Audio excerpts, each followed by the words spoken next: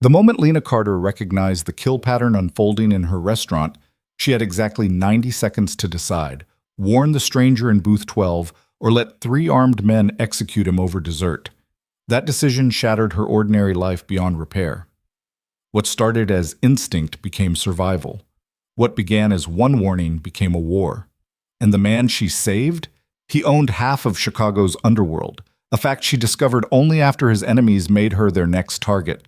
This is the story of how a waitress became a queen in a kingdom built on blood. If you're watching from anywhere in the world, drop your city in the comments. I want to see how far this story travels. Hit that like button and let's begin. The dinner rush at Aurelius had the kind of controlled chaos Lena Carter had learned to read like sheet music. Every table had its rhythm. The anniversary couple in the corner nursing their wine, the business deal at table 6 where nobody was actually eating, the regular in booth 12 who always ordered the same thing and never looked up from his phone. Tuesday nights were supposed to be predictable. Lena balanced 3 plates along her left arm, the muscle memory of 4 years making it effortless. The kitchen was slammed, Chef Antoine was screaming about undercooked risotto, and the new hostess had seated a 6-top in Maria's section without asking. Normal problems. Manageable problems. She was refilling water glasses at table 9 when the first wrong note hit. 3 men. Entered separately, 30 seconds apart. That alone wasn't unusual. Aurelius was popular. People came alone all the time. But Lena's brain had been trained differently than most waitresses. 6 years studying criminal psychology at Northwestern before her funding dried up had left her with a particular lens on human behavior. The first man took the bar seat with the sight line to the entrance. The second one asked for a table near the restrooms but positioned himself facing the dining room. The third stayed standing near the coat check, phone to his ear, conversation that looked staged. Triangle formation. Overlapping fields of vision, strategic positioning. Her stomach tightened. "You okay?" Marcus, one of the bussers, touched her elbow. "You look like you saw a ghost." "Yeah, fine." She wasn't fine. Her mouth had gone dry. She watched the 3 men for another 30 seconds, tracking their eye movements. None of them looked at menus. None of them looked at each other. But every 7 to 10 seconds, each one glanced at booth 12, where Dominic Russo sat, alone, working through his usual Dover soul. Lena had been serving Dominic for 8 months. Every Tuesday and Friday, same booth, same order, same 15-minute window between 7:30 and 7:45. He was unfailingly polite, tipped exactly 23%, and had the kind of face that made you look twice. Not because it was handsome, though it was, but because something about it suggested controlled danger. Like a blade kept sharp but sheathed. She'd never asked what he did. In Chicago, when a man wore a $10,000 watch and had scar tissue on his knuckles, you didn't ask. The man at the bar adjusted his jacket. The movement was small, reflexive, but Lena saw it. Her psychology professor's voice echoed in her head. Pre-attack behavior clusters, weight shifts, clothing adjustments, checking exits. Her heart hammered against her ribs. This was insane. She was reading into things. These were just 3 random customers who happened to... The third man moved his hand inside his jacket and left it there. Lena's training kicked in before conscious thought could stop her. She grabbed the water pitcher from table 9 and walked straight to booth 12, her legs moving on autopilot. Dominic didn't look up until she was pouring water into his already full glass, letting it overflow onto the white tablecloth. "Ma'am?" His voice was smooth, contained. "That's enough water." 3 men, Lena said quietly, her hand steady even though her insides were liquid terror. "Bar, table 14, coat check. They've been tracking you since they came in. Triangle formation. The one at coat check has his hand inside his jacket." Dominic's eyes met hers for the first time. They were gray, cool, and suddenly very focused. "When did they arrive?" 4 minutes ago, 30-second intervals. He processed this in silence, his expression unchanging. Then he did something that made her breath catch. He smiled, not a friendly smile, a smile like a wolf recognizing another predator. "You're Lena." "Yes." "You've been watching them for how long?" "Since the first one sat down." "And you're telling me this because?" "Because..." She didn't have a good answer. Because her gut screamed danger. Because she'd spent years studying violence and recognized its prelude. Because something about this man, this stranger, made her unable to walk away. Because they're going to move in the next 2 minutes and you need to know. Dominic set down his fork with precision. The restroom exit leads to the kitchen service corridor. Door code is 4723. There's an alley exit past the dry storage. How do you know our door codes? I own the building. He reached into his jacket. Lena's pulse spiked and pulled out a phone. He typed something one-handed, never breaking eye contact with her. You should go home. Leave through the front. Don't come back to work for 3 days. What? I can't just... Lena. The way he said her name made it a command. You just involved yourself in something you don't understand. The best possible outcome for you is to leave. Now. She should have listened. Every rational cell in her body knew she should have turned around, grabbed her purse, and walked out of Aurelius without looking back. Instead, she said, the one at table 14 has a clear shot at your back if you try for the restroom. Something shifted in Dominic's face. Surprise, maybe. Or respect. You're not leaving. Not until I know you're... She stopped. What was she doing? Not yet. He studied her for a long moment, and she had the unnerving sensation of being completely seen, categorized, evaluated. Stay behind me, he said finally. Don't scream. When I move, you move. When you move where? Dominic stood up smoothly, one hand inside his jacket. The man at the bar tensed. The man at table 14 pushed his chair back. The man at coat check started walking toward them. Everything happened in the space between heartbeats. Dominic moved left, angling his body between Lena and the approaching men. His hand came out of his jacket, holding something small and black. A phone, she thought at first, except it wasn't. The air changed, charging like before a thunderstorm. The man from coat check was 10 feet away when the restaurant's front windows exploded inward. Not shattered, exploded. Safety glass sprayed across the dining room in a glittering wave as 2 black SUVs mounted the sidewalk outside. Screaming erupted from every direction. Tables overturned. Someone pulled the fire alarm. The controlled chaos of dinner service became actual chaos in under 3 seconds. Lena's training tried to surface, active threat scenario, multiple attackers, find cover, but her body was frozen, processing too much input at once. Dominic grabbed her wrist, his grip iron firm, and pulled her down below the booth sightline. Stay low, count to 5, then run for the kitchen. What about you? I'll be fine. He looked past her at something she couldn't see, his expression hardening into something that made him almost unrecognizable. This just became more complicated. The man from coat check reached them. His hand was definitely holding a gun now, matte black against his dark jacket. He aimed it at Dominic's center mass from 5 feet away, too close to miss. Dominic moved. Lena had studied violence academically. She'd read case studies, watched surveillance footage, understood the mechanics of how humans hurt each other.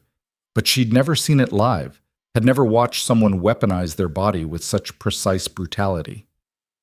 Dominic caught the gunman's wrist, twisted it with a crack that made Lena's stomach lurch, and drove his other hand into the man's throat. No wasted movement, no hesitation. The gun clattered to the floor and Dominic kicked it under the booth. The whole exchange took less than 2 seconds. The gunman collapsed, choking. Kitchen, now. Dominic didn't look at her. His attention was fixed on the front entrance where more figures were emerging from the SUVs. Lena ran. Her feet slipped on broken glass and spilled wine, her waitress shoes offering no traction. The kitchen door was 40 feet away but felt like miles. Behind her, she heard shouting, more screaming, sounds she couldn't identify and didn't want to. She hit the kitchen door hard enough to bruise her shoulder. Chef Antoine was already herding staff toward the back exit, his face pale under his toque. Go, go, go! Everyone out! There's a man. Booth 12. I don't care. Move! Lena let the crowd carry her toward the service corridor, but at the last second, she broke away. There was a supply closet near the prep station, barely large enough for a person, stocked with cleaning chemicals and spare aprons. She wedged herself inside and pulled the door almost closed, leaving a crack just wide enough to see through. This was stupid. Dominic had told her to run. Everyone was evacuating. She should be in the alley, calling 911, getting as far from this nightmare as possible. But she couldn't move. Some magnetic pull, Curiosity, fear, something unnamed, kept her rooted in place. Through the crack, she watched Dominic enter the kitchen. He wasn't alone. Two men followed him, one bleeding from his shoulder, both armed. Dominic's jacket was torn, his white shirt spattered with blood that might or might not be his own. He moved like violence incarnate, every step deliberate, controlled. "I'm disappointed, Victor," Dominic's voice carried across the kitchen, conversational, almost bored. "Sending 6 men to a public restaurant? That's beneath you." One of the men, younger, shaking slightly, raised his gun. "Boss said to bring you in. Didn't say how." "Your boss is a coward who hides behind children." Dominic stopped near the prep station, his hands visible, empty. "Tell me, how much is he paying you?" "Enough. I'll triple it. Walk away right now." The younger man hesitated. For a moment, Lena thought he might actually take the offer. Then the second man, older, harder, stepped forward. "We're not here for negotiation." "No," Dominic agreed. "You're here to die." What happened next was physics and biology colliding at high speed. Dominic grabbed a 10-inch chef's knife from the magnetic strip above the prep station and threw it in one fluid motion. It buried itself in the older man's thigh, severing the femoral artery. Blood spurted in rhythmic jets. The man screamed and dropped. The younger one fired twice. Lena clapped her hands over her ears, but the sound still drilled through her skull. Dominic had already moved, though, circling behind the industrial ovens. Return fire cracked through the kitchen, from where Lena couldn't see, and the young gunman dove behind the walk-in refrigerator. Stalemate. Lena's heart was trying to escape her chest. She tasted copper and realized she'd bitten her tongue. This was real. This was actually happening. A man was bleeding out 15 feet from her hiding spot, and she could smell it, sharp and metallic. "You're trapped," the young gunman called out. His voice cracked on the last word. "More guys are coming. You can't get out." "I don't need to get out," Dominic sounded amused. "I just need to wait." "For what?" "For you to realize you're already dead." Footsteps approached from the dining room. Heavy boots, multiple sets. Lena pressed herself deeper into the closet, making herself as small as possible. Through the crack, she saw 4 more men enter the kitchen, all armed, moving in practiced formation. This was an execution squad. Dominic stepped into view, hands raised. "Gentlemen?" The lead man, massive, shaved head, face like carved granite, gestured with his gun. "On your knees." "I don't think so." "We've got 6 guns on you. You had 8 a minute ago." Dominic lowered his hands slowly. "Where's Victor? Or did he send you to handle what he's too weak to finish?" The big man's jaw tightened. "Boss wanted you alive, but he didn't say undamaged." "Tell Victor." The kitchen door exploded inward for the second time that night. Except this time, it was different. The men who poured through weren't disorganized attackers. They moved like soldiers, professional and synchronized, weapons up, clearing corners with practiced efficiency. They wore black tactical gear with no identifying marks, faces obscured. The granite-faced man swung his gun toward the new arrivals. "Who the hell?" He didn't finish the sentence. The tactical team opened fire with suppressed weapons, the shots making soft pneumatic pops that seemed almost polite compared to the earlier gunfire. 4 of Victor's men went down in seconds. The young gunman from earlier threw down his weapon and raised his hands, screaming something incoherent. "They shot him anyway." Lena pressed her hand over her mouth to keep from making noise. This was beyond violence. This was extermination. The lead tactical operator approached Dominic, lowering his weapon. "Sir, are you injured?" "No." Dominic straightened his jacket like he was leaving a business meeting. "The waitress, Lena Carter, dark hair, 5'6", white shirt. Find her." Lena's blood turned to ice water. "She evacuated with the others, sir." "No." Dominic scanned the kitchen, his gaze systematic. "She stayed. She's here somewhere." This was the moment. Lena could stay hidden, hope they didn't find her, wait for police. Or she could step out and face whatever came next. The tactical operator was moving toward the storage area. In 10 seconds, he'd reach her closet. She made her choice. The door opened and Lena stepped out, hands raised, trying to keep her voice steady. "I'm here." Every gun swung toward her, every eye locked on. The tactical team tensed, fingers on triggers. Dominic held up one hand. "Stand down." They obeyed instantly. He walked toward her, stepping over bodies like they were debris.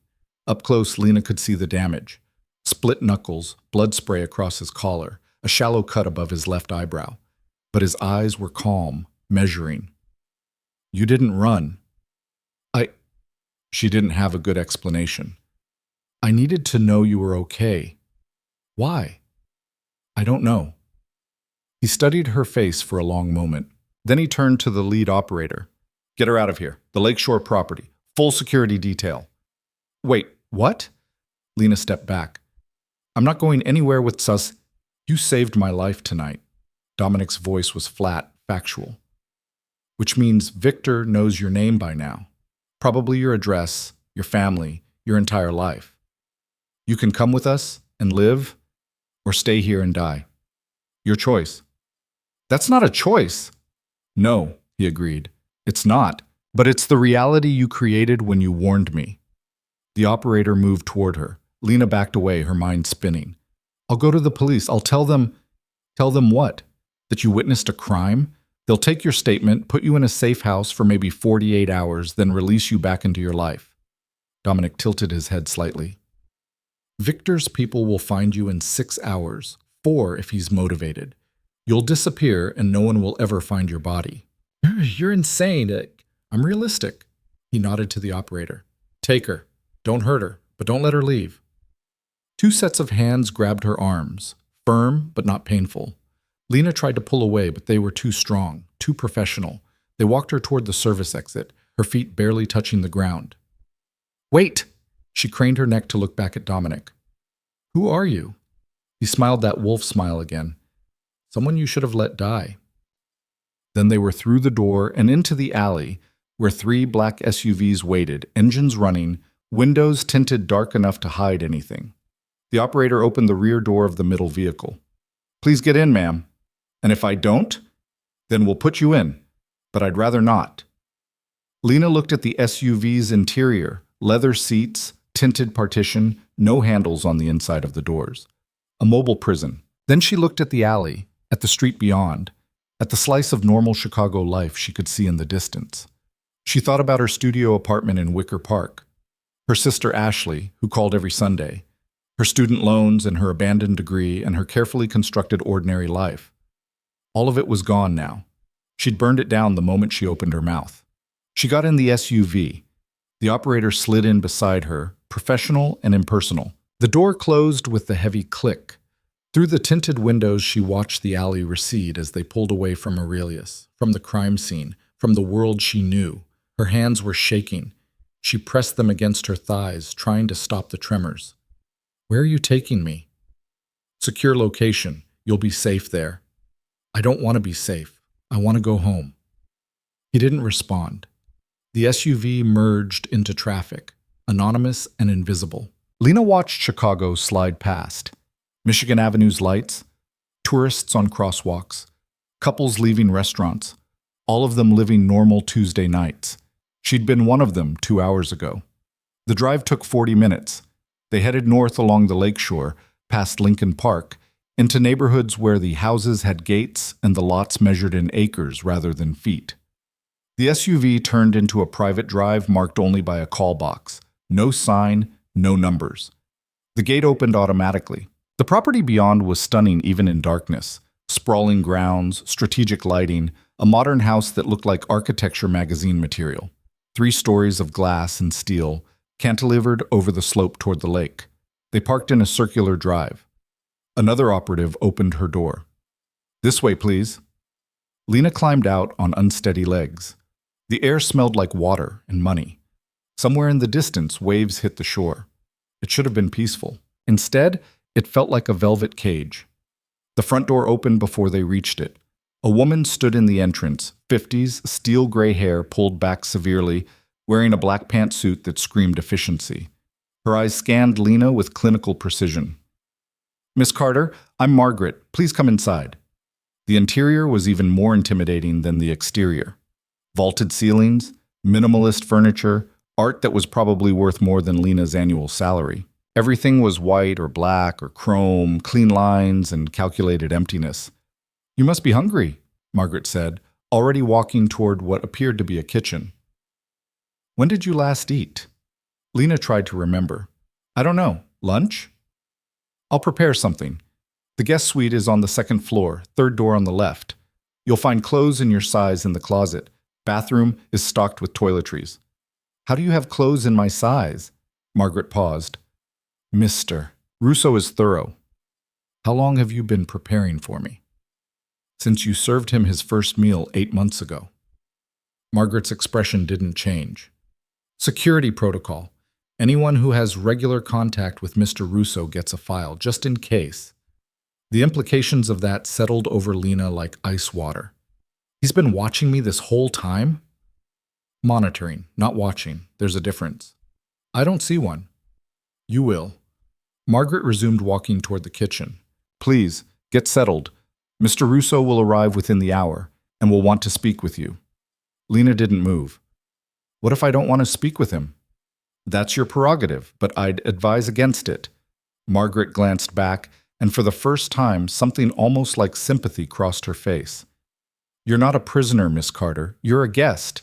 But guests who don't cooperate tend to become problems. And problems get resolved. The threat was delivered so calmly it took a moment to register. Lena found the guest suite exactly where Margaret said. It was larger than her entire apartment.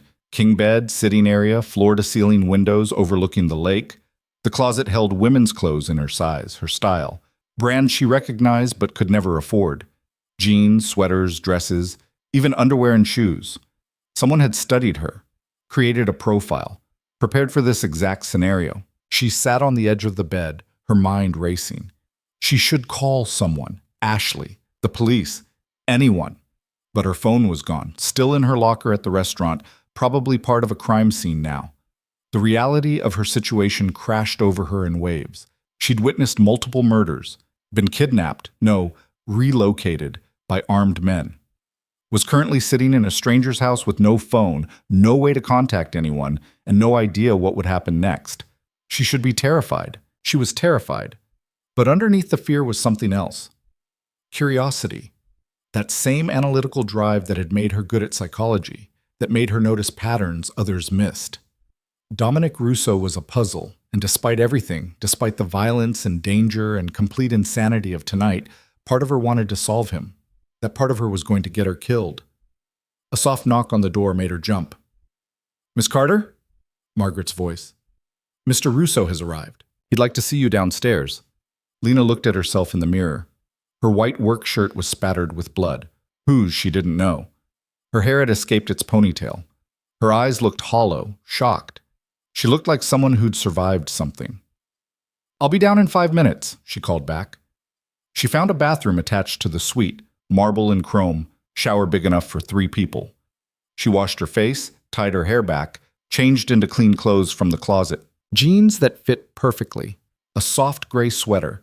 It felt like putting on a costume for a play she didn't know the script to. Downstairs, she found Dominic in what appeared to be a study. Floor-to-ceiling bookshelves, leather furniture, a desk that looked antique and expensive. He'd changed clothes too, dark slacks, white shirt unbuttoned at the collar. The cut above his eyebrow had been cleaned and butterfly bandaged. He was pouring whiskey when she entered. Drink? No. Sit? I'd rather stand. He smiled slightly, like she'd said something amusing. Understood. He took his whiskey to the leather chair near the windows and gestured to the one opposite. But I'm going to sit. It's been a long night. Lena remained standing. I want answers. Fair enough. Ask. Who are you? Dominic Russo. You know that already. What do you do? I manage certain business interests in the Chicago area. That's not an answer. It's the answer you're getting. He sipped his whiskey, watching her over the rim. Let me save us some time. I'm involved in activities that exist outside legal frameworks. I have enemies. Victor Salazar is one of them. Tonight's attack was the latest escalation in a conflict that's been building for 18 months. Does that satisfy your curiosity? You're a criminal. I prefer entrepreneur, but yes, criminal works. The casual admission was almost worse than a lie would have been. And you think I'm just going to… What? Live here? Work for you? Not work for me. Work with me, if you choose, or simply stay alive under my protection until Victor is no longer a threat. How long will that take? Depends. Days, weeks, however long it takes to eliminate him. Dominic set down his glass. I want to be very clear about something, Lena. You don't owe me anything. You saved my life. That's worth protecting yours. But after tonight, you're marked. Victor's people saw you. They'll have pulled surveillance footage from the restaurant. By morning, they'll know where you live, where your sister lives, where you bank, where you shop. Every piece of your life will be mapped. You're trying to scare me. I'm trying to make you understand the reality. Lena's legs felt suddenly weak. She sat down in the chair opposite him, not because she wanted to, but because standing was becoming difficult. What about my sister? Already being monitored. A protection detail was assigned 90 minutes ago. She doesn't know they're there. You can't just... I already did. His expression was flat, factual. Ashley Carter, 26, graphic designer, lives in Logan Square with 2 roommates. She's safe. She'll stay safe. But you need to understand, you're not going back to your old life. That ended tonight. The words hit like physical blows. Lena felt something inside her crack, the careful structure of her ordinary existence fracturing beyond repair. I didn't ask for this. No, you chose it. There's a difference. I was trying to help. And you did. But actions have consequences. Dominic leaned forward slightly. Here's what I'm offering. Stay here, under protection, while we deal with Victor. After that's handled, you can make a choice. Walk away. New identity, new city, financial support to start over. Or stay and help me prevent this from happening again. Help you how? You have a degree in criminal psychology. Almost. You understand behavioral patterns, threat assessment, how people think before they act. You saw Victor's attack coming before my own security did. That's valuable. I'm not going to help you hurt people. I'm not asking you to. I'm asking you to help me see threats before they materialize, to analyze patterns, to do what you're naturally good at. He picked up his glass again. You saved my life by doing exactly that. Imagine if you'd been working for me all along, we might have prevented tonight entirely. It was a seductive argument. Lena could feel it pulling at something inside her, the same drive that had made her love psychology in the first place. Understanding why people did things, seeing the patterns, making sense of chaos. I need to think. Take all the time you need, but stay here until Victor is handled. After that, the choice is yours. Lena stood up. Her legs were steadier now. Can I call my sister? Not yet. Any contact could compromise her safety. Give it 24 hours. This is kidnapping. This is protection you didn't know you needed until 2 hours ago. Dominic's voice was soft but inflexible. I understand you're angry, scared. Both are reasonable reactions. But Margaret will show you to your room. Provide anything you need. We have a security briefing tomorrow morning at 9. I'd like you there. And if I refuse? Then you'll miss important information about the people trying to kill you. Your choice. He said it like it was simple. Like choice and coercion weren't currently occupying the same space in Lena's brain. She left the study without another word, found Margaret waiting in the hall like she'd been listening. The older woman's expression was carefully neutral. This way, Miss Carter. Back in the guest suite, Lena stood at the window looking out over Lake Michigan. Somewhere out there was her apartment, her life. Her sister going about her Tuesday night with no idea everything had changed. Her reflection in the glass looked like a stranger. She thought about Dominic's offer. Walk away or stay? New life or what? Partnership with a criminal? Using her psychology training to help someone who casually ordered executions? The smart choice was obvious. But Lena couldn't stop thinking about the pattern she'd noticed in the restaurant. The triangle formation, the synchronized entry. She'd seen it, understood it, acted on it. And it had worked. What else could she see that others missed? The question scared her more than anything else that had happened tonight. Because part of her, the part that loved puzzles and patterns and understanding the architecture of human violence, wanted to find out. Lena didn't sleep. She lay in the unfamiliar bed, watching the ceiling fan rotate in slow circles, her mind replaying the restaurant footage on loop, the exploding windows, the blood spray, the casual efficiency of how Dominic's people had cleared the kitchen like they were taking out trash. Around 4 in the morning, She gave up pretending and went to the window. The lake was invisible in the darkness, just a vast emptiness where the city lights stopped. She pressed her forehead against the cold glass and tried to feel something other than numb. Her phone buzzed, except it didn't because her phone was gone. The phantom sensation made her chest tight.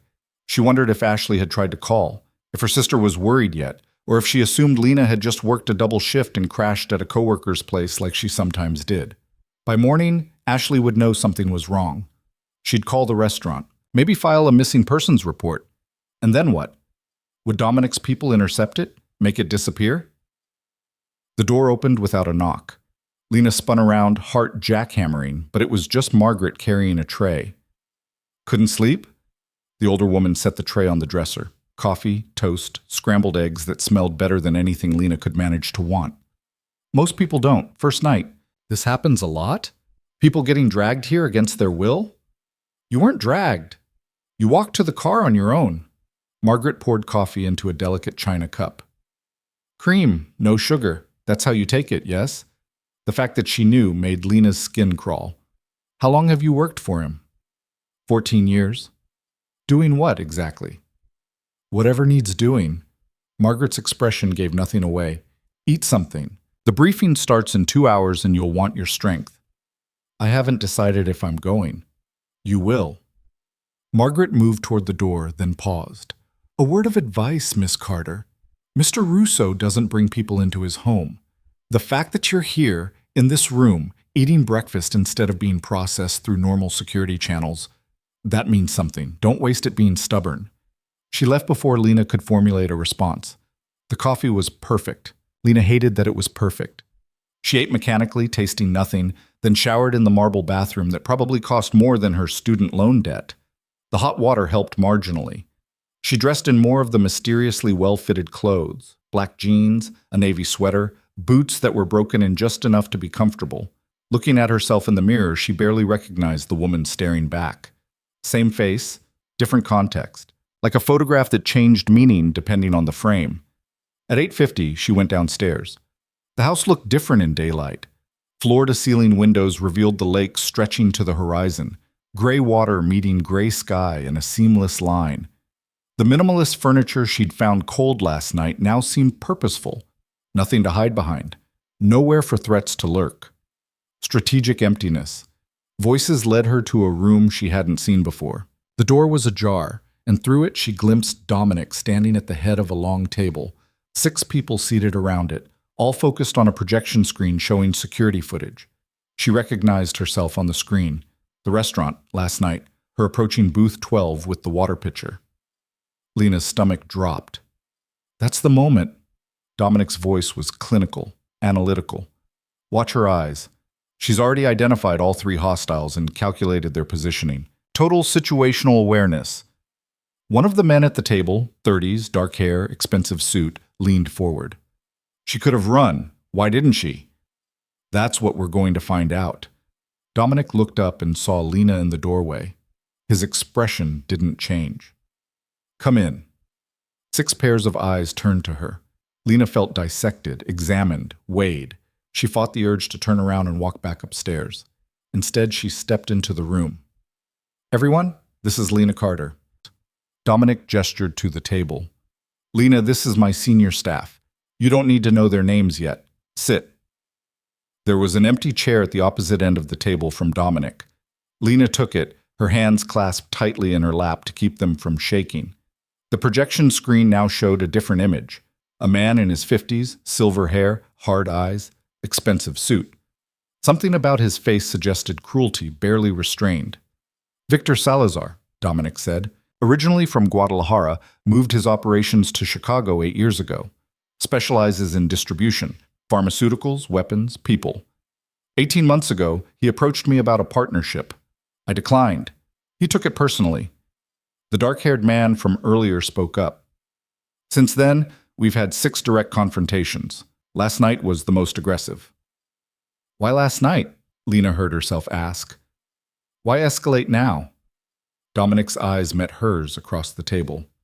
Good question. Marco? Marco, apparently the dark-haired man, pulled up another image. A shipping manifest, or something similar, covered in numbers and codes. We acquired a shipment Victor wanted, container vessel out of Singapore. He needed the contents. We got there first. What was in the container? That's not relevant to your safety, Dominic said smoothly. What's relevant is that Victor is now operating from a position of weakness. Weak people make desperate moves. Last night was desperation.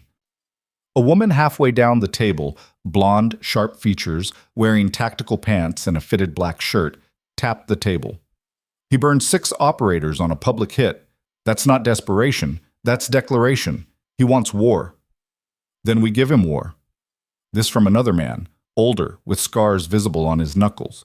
Hit his distribution points, make him bleed. That's reactive, the blonde countered. We need to cut the head off. Both of you are right. Dominic's voice cut through the debate. We pressure his infrastructure while targeting him directly, but first we understand his next move, which is where Lena comes in. All eyes swung back to her. Lena felt her pulse spike. I don't understand. You saw his attack pattern before my own security did. You read the behavioral cues, the spatial positioning, the timing. In 90 seconds, you analyzed a complex tactical situation and made the right call. Dominic leaned back in his chair. I want you to do it again, but this time I want you to think like Victor.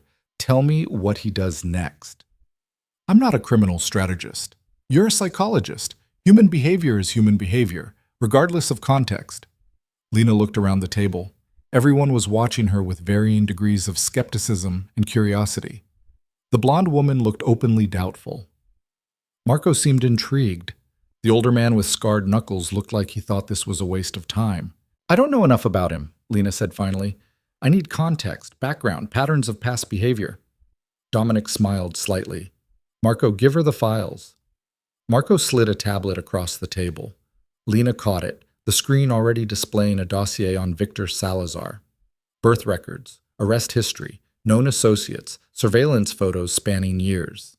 It was comprehensive enough to be terrifying. You have 2 hours, Dominic said. Briefing reconvenes at 11. I want a profile and a prediction. That's not enough time to... 2 hours is generous. In the field, you'll have 2 minutes. This is a test, Lena. Pass it or don't. Your choice. He stood up, and the rest of the table followed suit like synchronized swimmers. The meeting was apparently over. People filed out, some casting curious glances at Lena, others ignoring her completely. The blonde woman paused as she passed. Don't feel bad when you can't deliver. Profiling cartel operators isn't the same as writing college papers about serial killers. I didn't go to college for serial killers. What did you study? Behavioral prediction models, game theory applied to conflict escalation, how people make decisions under extreme stress. The blonde's expression shifted slightly. Huh, maybe you're not completely useless. She walked out without waiting for a response. Margaret appeared in the doorway. Conference room is yours for the next 2 hours. I'll bring more coffee. Lena found herself alone with the tablet and a task that felt impossible. She looked at Victor Salazar's face on the screen, those cold eyes that barely concealed violence. What would you do next, she thought. You just lost 6 men and failed to kill your target. You're exposed, vulnerable, probably furious. What's your move? She started reading. 2 hours later, Lena had filled 4 pages of the legal pad Margaret had provided. Her hand cramped from writing, her eyes burned from staring at the screen, and her coffee had gone cold. But she had something. Maybe not enough, but something. The team reassembled at 11 sharp. Dominic took his seat at the head of the table and looked at her expectantly. Lena stood up, her legs unsteady. Victor Salazar is a narcissist with paranoid tendencies and a documented pattern of disproportionate retaliation. Every recorded conflict in his file shows the same escalation curve. Initial confrontation, brief cooling period, then overwhelming response. She pulled up one of the surveillance photos on the projection screen. Victor at a restaurant, surrounded by associates, clearly holding court. He needs to be seen as powerful, dominant. The fact that last night's attack failed doesn't just hurt him operationally, it damages his reputation. His people watched 6 men die trying to take you out in a public restaurant. That's weakness. Marco leaned forward. So he'll retaliate harder. No, he'll retaliate smarter. Lena switched to another image, this one showing a timeline she'd constructed. Look at his pattern. After the confrontation in March, he waited 3 weeks before responding. After the incident in July, he waited 5 weeks. He's not impulsive. He's calculating. The older man with scarred knuckles, someone had quietly told her his name was Sullivan, frowned. So we've got time. We've got 48 hours, maybe less. Lena could feel her confidence building, the analytical framework clicking into place like it used to in seminar discussions. The public nature of last night's failure changes the equation. He can't afford to wait weeks. His people will see it as weakness. But he also can't afford another direct assault. So he'll pivot. To what? Dominic's voice was neutral, giving nothing away. To leverage. He'll identify what you value and threaten it, force you into a position where you have to come to him on his ground under his conditions. He'll turn the battlefield around. The blonde woman, Lena had learned her name was Sarah, crossed her arms. What does Russo value that Victor could actually threaten? The room went quiet. Lena saw the answer in the way everyone carefully didn't look at her. Me, she said. He'll come after me. Or my sister. Or both. Dominic's expression remained unchanged. Why? Because I'm new, unknown, a variable you didn't plan for. If he's done even minimal research, and based on his profile he absolutely has, he knows I'm not part of your organization. I'm civilian. That makes me soft, vulnerable. Lena heard her voice steady even as her hands trembled. Targeting me accomplishes multiple goals. It hurts you personally, tests your response protocols, and demonstrates to his people that he can still inflict damage despite last night's failure. Sullivan whistled low. That's dark. That's accurate, Sarah said grudgingly. Salazar's hit 3 family members of rival operators in the past 4 years. 2 wives, 1 daughter. It's his preferred tactic when direct assault fails. Marco was already typing on his laptop. I'll upgrade protection on the sister. Full detail, rotating shifts. He won't go for Ashley first, Lena said. The certainty in her voice surprised her. She's too obvious, too easy to protect. He'll probe for other pressure points. Friends, coworkers, anyone I had regular contact with. Dominic stood up and walked to the window, hands in his pockets, looking out at the lake. The room waited. Finally, he spoke without turning around. Assume you're right. Assume Victor moves against Lena's network within 48 hours. How do we counter? Evacuate everyone she knows, Sullivan said immediately. Get them out of Chicago. That's 60, maybe 70 people. Marco shook his head. Can't be done quietly or fast enough. We use her as bait. This from Sarah. She looked at Lena without apology. Put her somewhere Victor can find her. Controlled environment, our people in position. Let him make his move and end him. Lena's stomach turned cold. I'm sitting right here.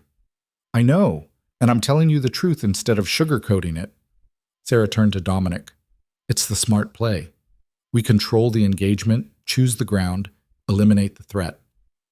It's also the play that gets Lena killed if we miscalculate by even a fraction, Dominic said quietly. He finally turned from the window. No, we're not using her as bait. We're removing her as a viable target. How? Marco asked. By making her irrelevant to him. If Victor thinks targeting Lena will hurt me, we change that perception. We make it clear she means nothing, a waitress who happened to be in the wrong place, not worth the resources. The words stung more than they should have. Lena forced her expression to remain neutral. He won't believe that, Sarah said. Not after you brought her here, not after last night. Then we need to sell it convincingly. Dominic looked at Lena. This next part you're not going to like. I haven't liked any of it so far. Fair? He pulled out his phone, tapped something, and a new image appeared on the projection screen. A photo of Lena leaving Aurelius 3 days ago, laughing at something Marcus the busser had said, completely unaware she was being photographed. Victor has surveillance on everyone in my orbit.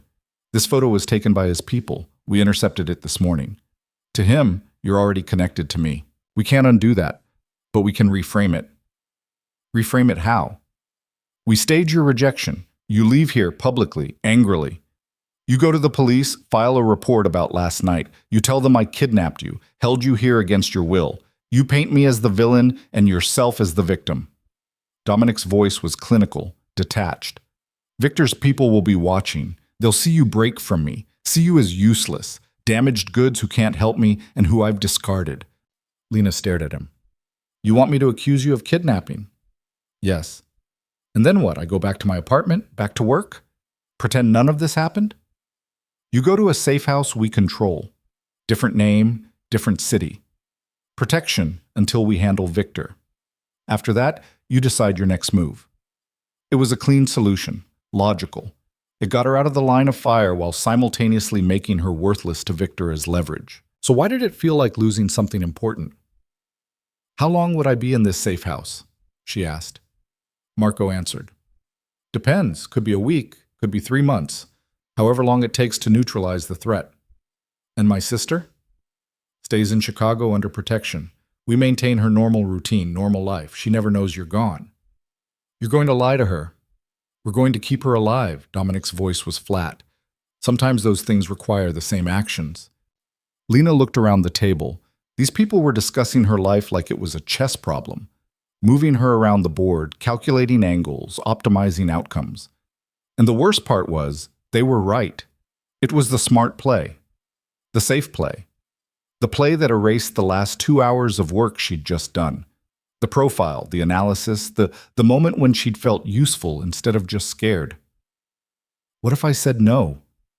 The words were out before she'd fully thought them through. Dominic raised an eyebrow. To protective custody? To all of it. To running, hiding, playing the victim. What if I stayed? Sarah laughed. A short, sharp sound. Stayed and what? Learned to shoot? Became an operative? This isn't a movie. No, stayed and did exactly what I did this morning. Analyzed patterns, predicted behavior, made myself actually useful instead of just a problem to manage. Lena stood up, her legs steadier now. You said it yourself.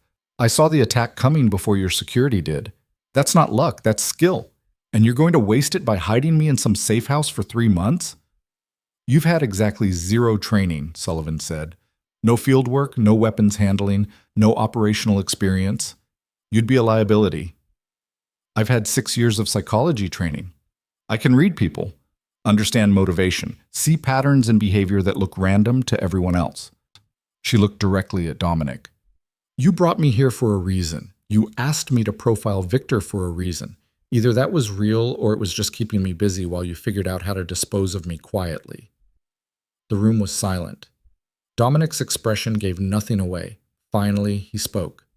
You understand what you're asking for. I'm asking to not be useless. To not spend 3 months in hiding while my sister thinks I abandoned her and my entire life gets dismantled. You're asking to stay in a war zone. I'm already in it. Running doesn't change that. Dominic looked at Marco, then Sarah, then Sullivan. Some silent communication passed between them. Then he turned back to Lena. 2 weeks. Trial period. You work with Marco on analysis and threat assessment. You go nowhere alone. You follow security protocols exactly. And at the first sign that Victor's focus shifts to you, you're out. Safe house, new identity, no argument. Agreed? Lena's heart hammered against her ribs. This was insane. She should take the out, disappear, start over somewhere Victor Salazar didn't exist. Agreed, she heard herself say. Sarah shook her head. This is a mistake. Noted, Dominic said. Meeting adjourned. Marco, start her on the basics. Sarah, I want updated security protocols by tonight. Sullivan, reach out to our contact in Salazar's supply chain. See if we can get advance warning on his next move. People stood, gathered tablets and phones, filed toward the door. Lena remained seated, trying to process what she'd just committed to. Marco paused beside her chair. You sure about this? No? Good. People who are sure get killed. Come on, we've got work to do. The next 6 hours were a crash course in a world Lena had only understood theoretically. Marco set her up in a smaller office. Still nice, still overlooking the lake, but functional rather than intimidating. 2 monitors, multiple secure databases, access to surveillance feeds she was pretty sure were illegal. This is our operational intelligence hub, Marco explained, pulling up various screens. We track Salazar's known locations, movement patterns, associates. We monitor communications. Not content, that's too risky, but metadata. Who calls who, when, how often? Pattern analysis. This is what I'd be doing? Part of it.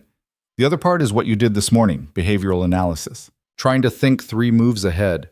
He pulled up a map of Chicago, red dots scattered across it. These are Salazar's confirmed properties and business fronts. Notice anything? Lena studied the pattern. The dots formed a rough arc on the south side, clustered around certain neighborhoods, avoiding others. He's avoiding territory controlled by other groups. Staying in his lane.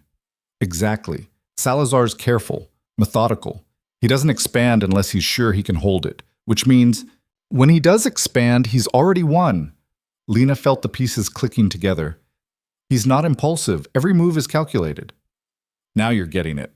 Marco switched to another screen, this one showing a network diagram, names connected by lines, color-coded by relationship type.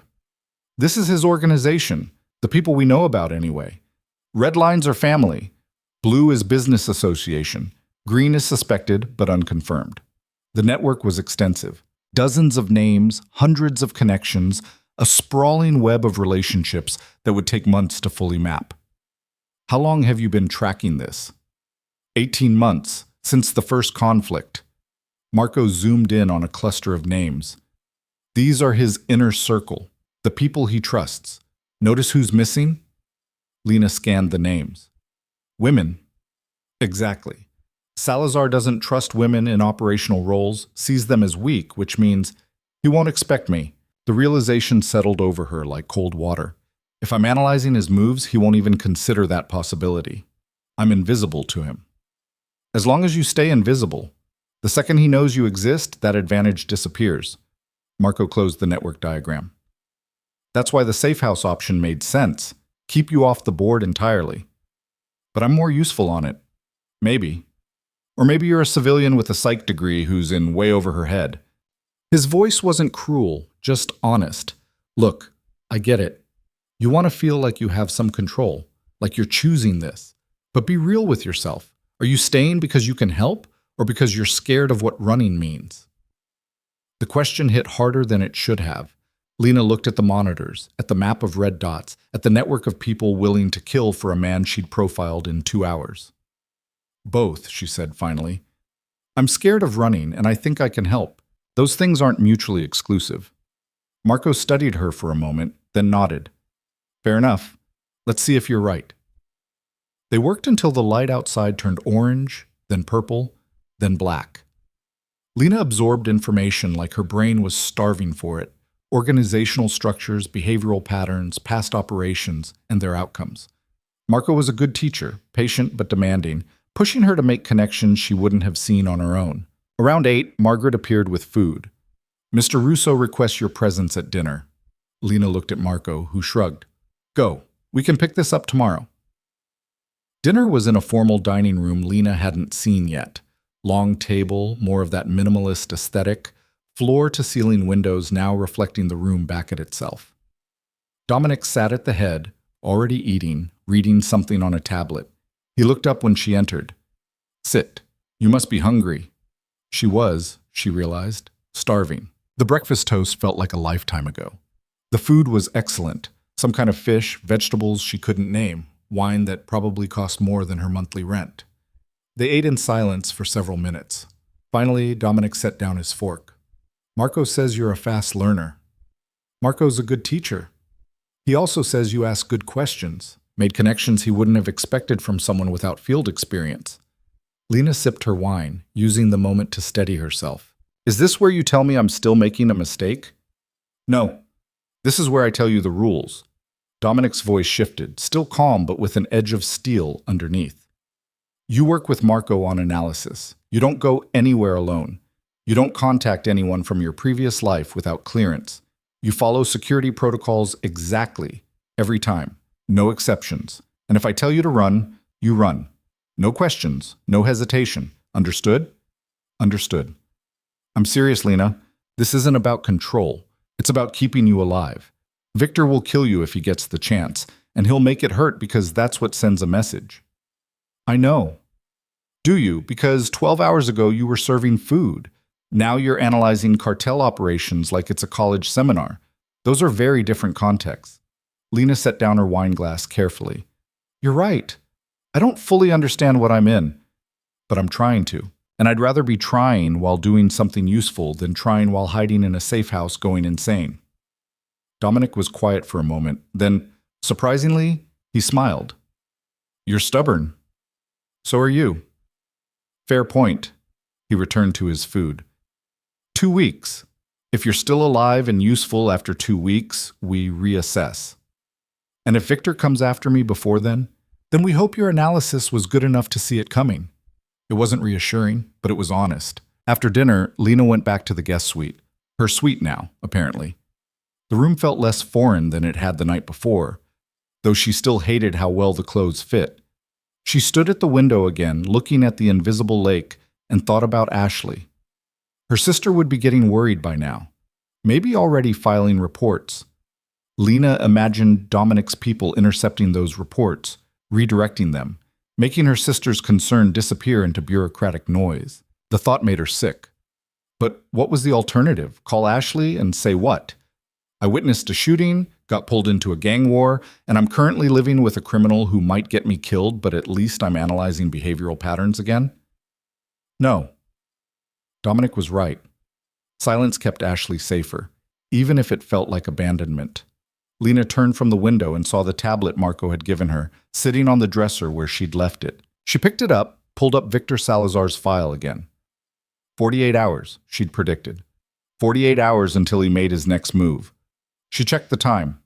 36 hours left. Somewhere in Chicago, Victor was planning, calculating, choosing his next target, his next message, his next demonstration of power.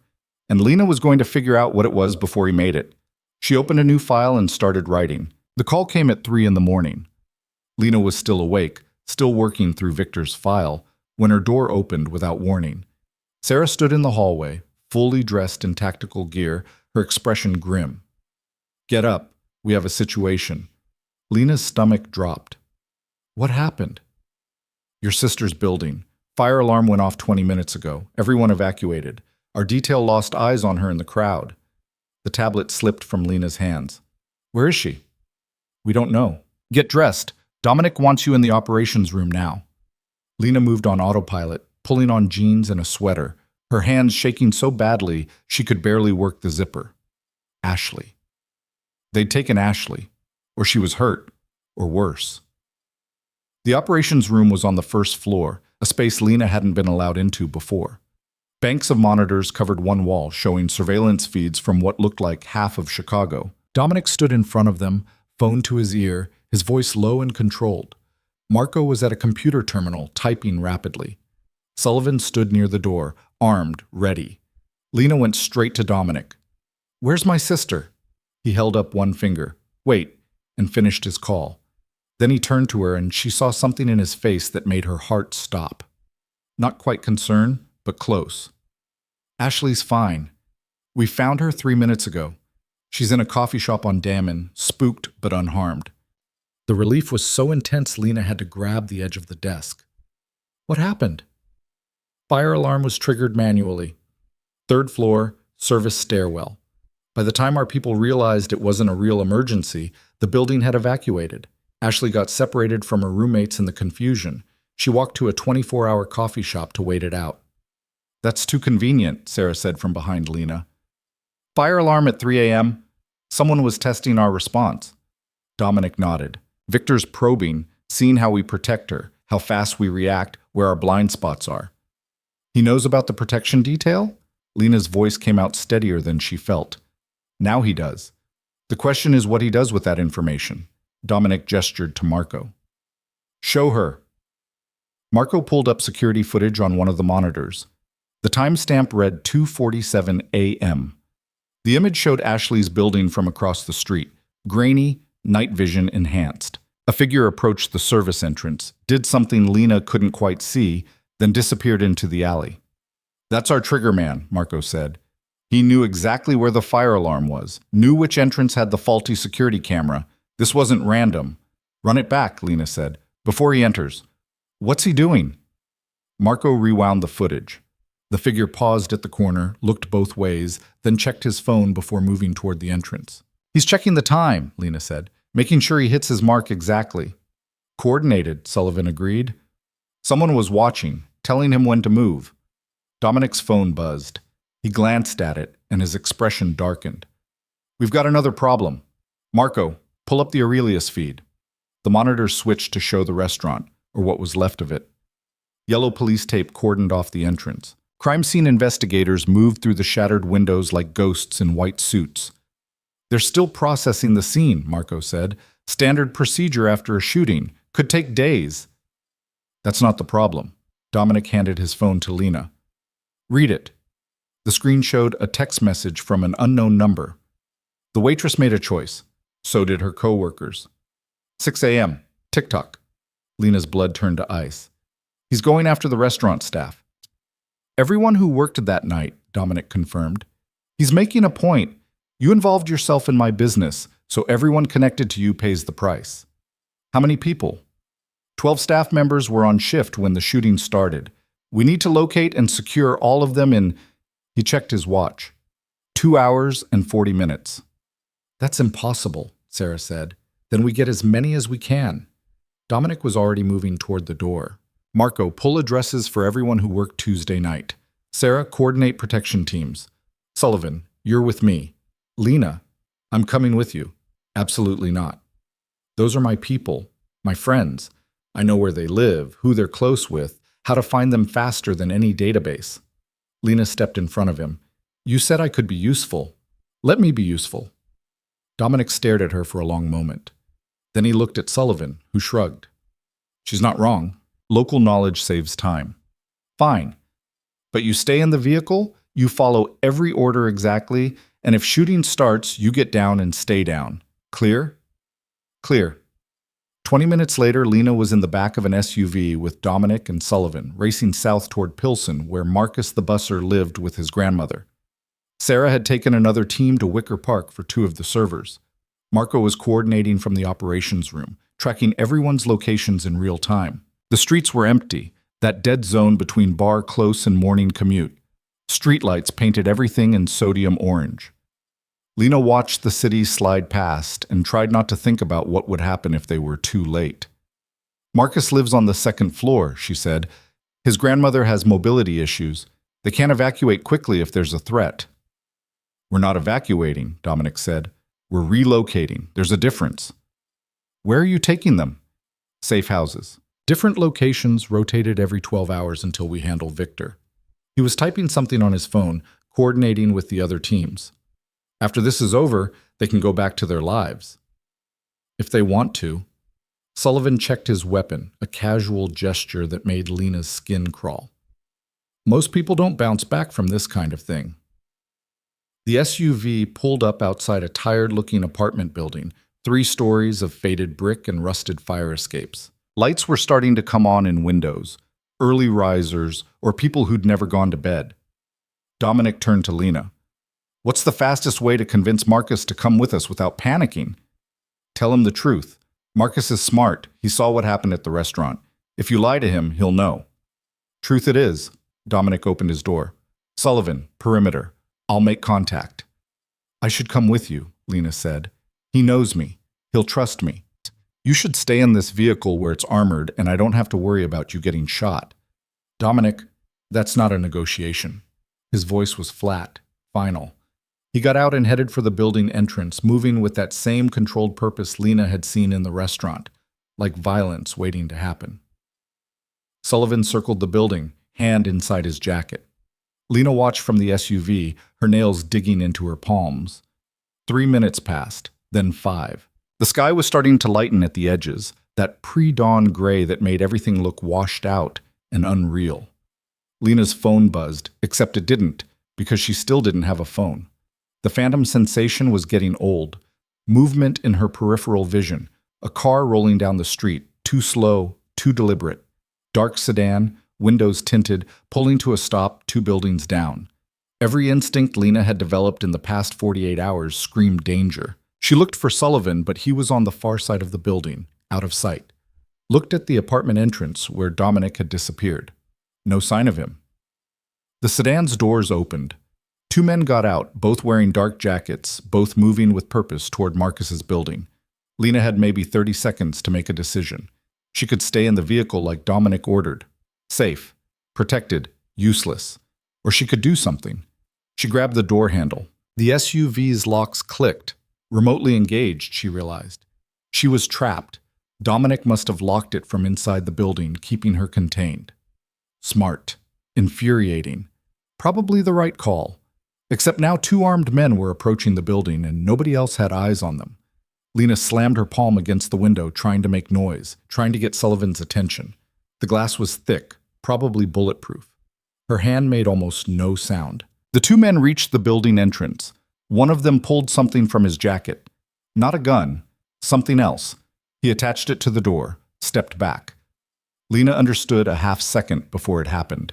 She threw herself flat across the back seat just as the explosion ripped through the building's entrance. The SUV rocked on its suspension. The windows, actually bulletproof, spiderwebbed but held. Lena's ears rang, high-pitched whine drowning out everything else. She forced herself up, looking through the cracked glass. The building entrance was gone, replaced by a gaping hole belching smoke and dust. Alarms shrieked, lights blazed on in every window. And somewhere inside, Dominic and Marcus were either dead or trapped. The SUV's locks disengaged. System failure from the blast, maybe. Lena didn't question it. She shoved the door open and stumbled out into chaos. People were screaming, emerging from the building through the ruined entrance, coughing and crying. Sullivan appeared around the corner, weapon drawn, scanning for targets. He saw Lena and his expression went from tactical to furious. "Get back in the vehicle." "Dominic's inside." "I know, which is why you need to—" Gunfire cut him off. Sharp cracks from somewhere above, muzzle flash from a third-floor window. Sullivan returned fire, moving to cover behind a parked car. He was shouting something, but Lena's ears were still ringing too badly to hear. She ran for the building. "Lena, no!" Sullivan's voice finally broke through, but she was already inside, jumping over debris, pushing past evacuating residents. The interior was a nightmare of smoke and sparking wires. The explosion had taken out the ground floor hallway, exposing pipes and structural beams. Emergency lighting cast everything in sick green. "Dominic!" Lena shouted. Her voice sounded muffled, distant. "Second floor." The response came from above, rough with smoke inhalation, but unmistakably Dominic. "Stay where you are!" She found the stairwell, intact miraculously, and took the steps two at a time. Second floor hallway, doors hanging open, more residents evacuating in their pajamas and robes. Dominic emerged from one of the apartments supporting Marcus, who was limping badly, blood streaming from a cut above his eye. Behind them, an elderly woman, Marcus's grandmother, leaned heavily on a walker. "I told you to stay in the vehicle," Dominic said. "The vehicle was locked. Also, you're welcome." "For what?" "For not listening to you." Lena took Marcus's other arm, helping support his weight. "Can you walk?" Yeah, I think so." Marcus's eyes were wide, shock-glazed. "What the hell is happening?" "Explaining later. Moving now." Dominic looked at the grandmother. "Ma'am, I need you to trust me. We're going to get you out of here, but we need to move fast." The old woman studied him with surprisingly sharp eyes. Then she looked at Lena. "You're the nice girl who always asks about my orchids." "Yes, ma'am." "Then I suppose I'll trust you." She shuffled forward with the walker. But someone better have a good explanation for all this. Getting down the stairs was slow, painful work. More gunfire echoed from outside, Sullivan holding off whoever had come in the sedan. Smoke was getting thicker, burning Lena's lungs, making her eyes water. They made it to the ground floor just as the second explosion hit. This one was smaller, more focused. It took out the rear stairwell, cutting off the back exit. The message was clear. Whoever was outside wanted to trap them inside, force them out the front where they'd be exposed. "They're hurting us," Dominic said. He pulled out his phone, typed something one-handed. "Sarah, how far out are you?" Lena couldn't hear the response, but Dominic's expression told her everything, not close enough. "Sullivan!" he shouted toward the entrance. "We're coming out! Suppressing fire on my mark!" More gunfire. Glass shattering. Someone screaming. Dominic looked at Lena. "When I say run, you run." Don't stop, don't look back. Get to the SUV and get down, understood? What about understood? Yes. Good. He checked his own weapon. When had he drawn it? And moved to the ruined entrance. Mark! Sullivan opened up from outside, a sustained burst that made Lena's abused ears scream in protest. Dominic stepped into the opening, fired 3 times with surgical precision, then grabbed Marcus and shoved him toward the street. Run! Lena ran. The world became fragments, muzzle flash painting the pre-dawn dark. Sullivan's broad back as he moved to cover them, firing, reloading, firing again. The SUV's open door like a haven. Marcus stumbling, Lena catching him, both of them falling into the back seat. Dominic appeared in the doorway, still firing, counting rounds in his head, changing magazines with practiced ease. Behind him, Marcus's grandmother shuffled forward with her walker, somehow moving faster than Lena would have thought possible. A figure appeared on the second-floor fire escape. Lena saw him raise a weapon, saw where it was aimed. Dominic! He turned, fired upward. The figure jerked back, but his shot went wide, sparking off the fire escape railing. And then the grandmother was in the SUV, Sullivan was returning fire from behind a concrete planter, and Dominic was sliding into the driver's seat, engine already running. Everyone in? Go! Sullivan dove into the front passenger seat. Go now! The SUV lurched forward, tires screaming.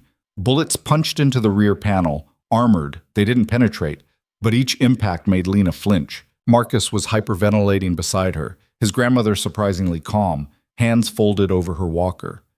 They made it 3 blocks before Dominic spoke again. Status? 2 shooters down, maybe 3 more in play, Sullivan reported. Lost visual when we moved. Marco, are you tracking?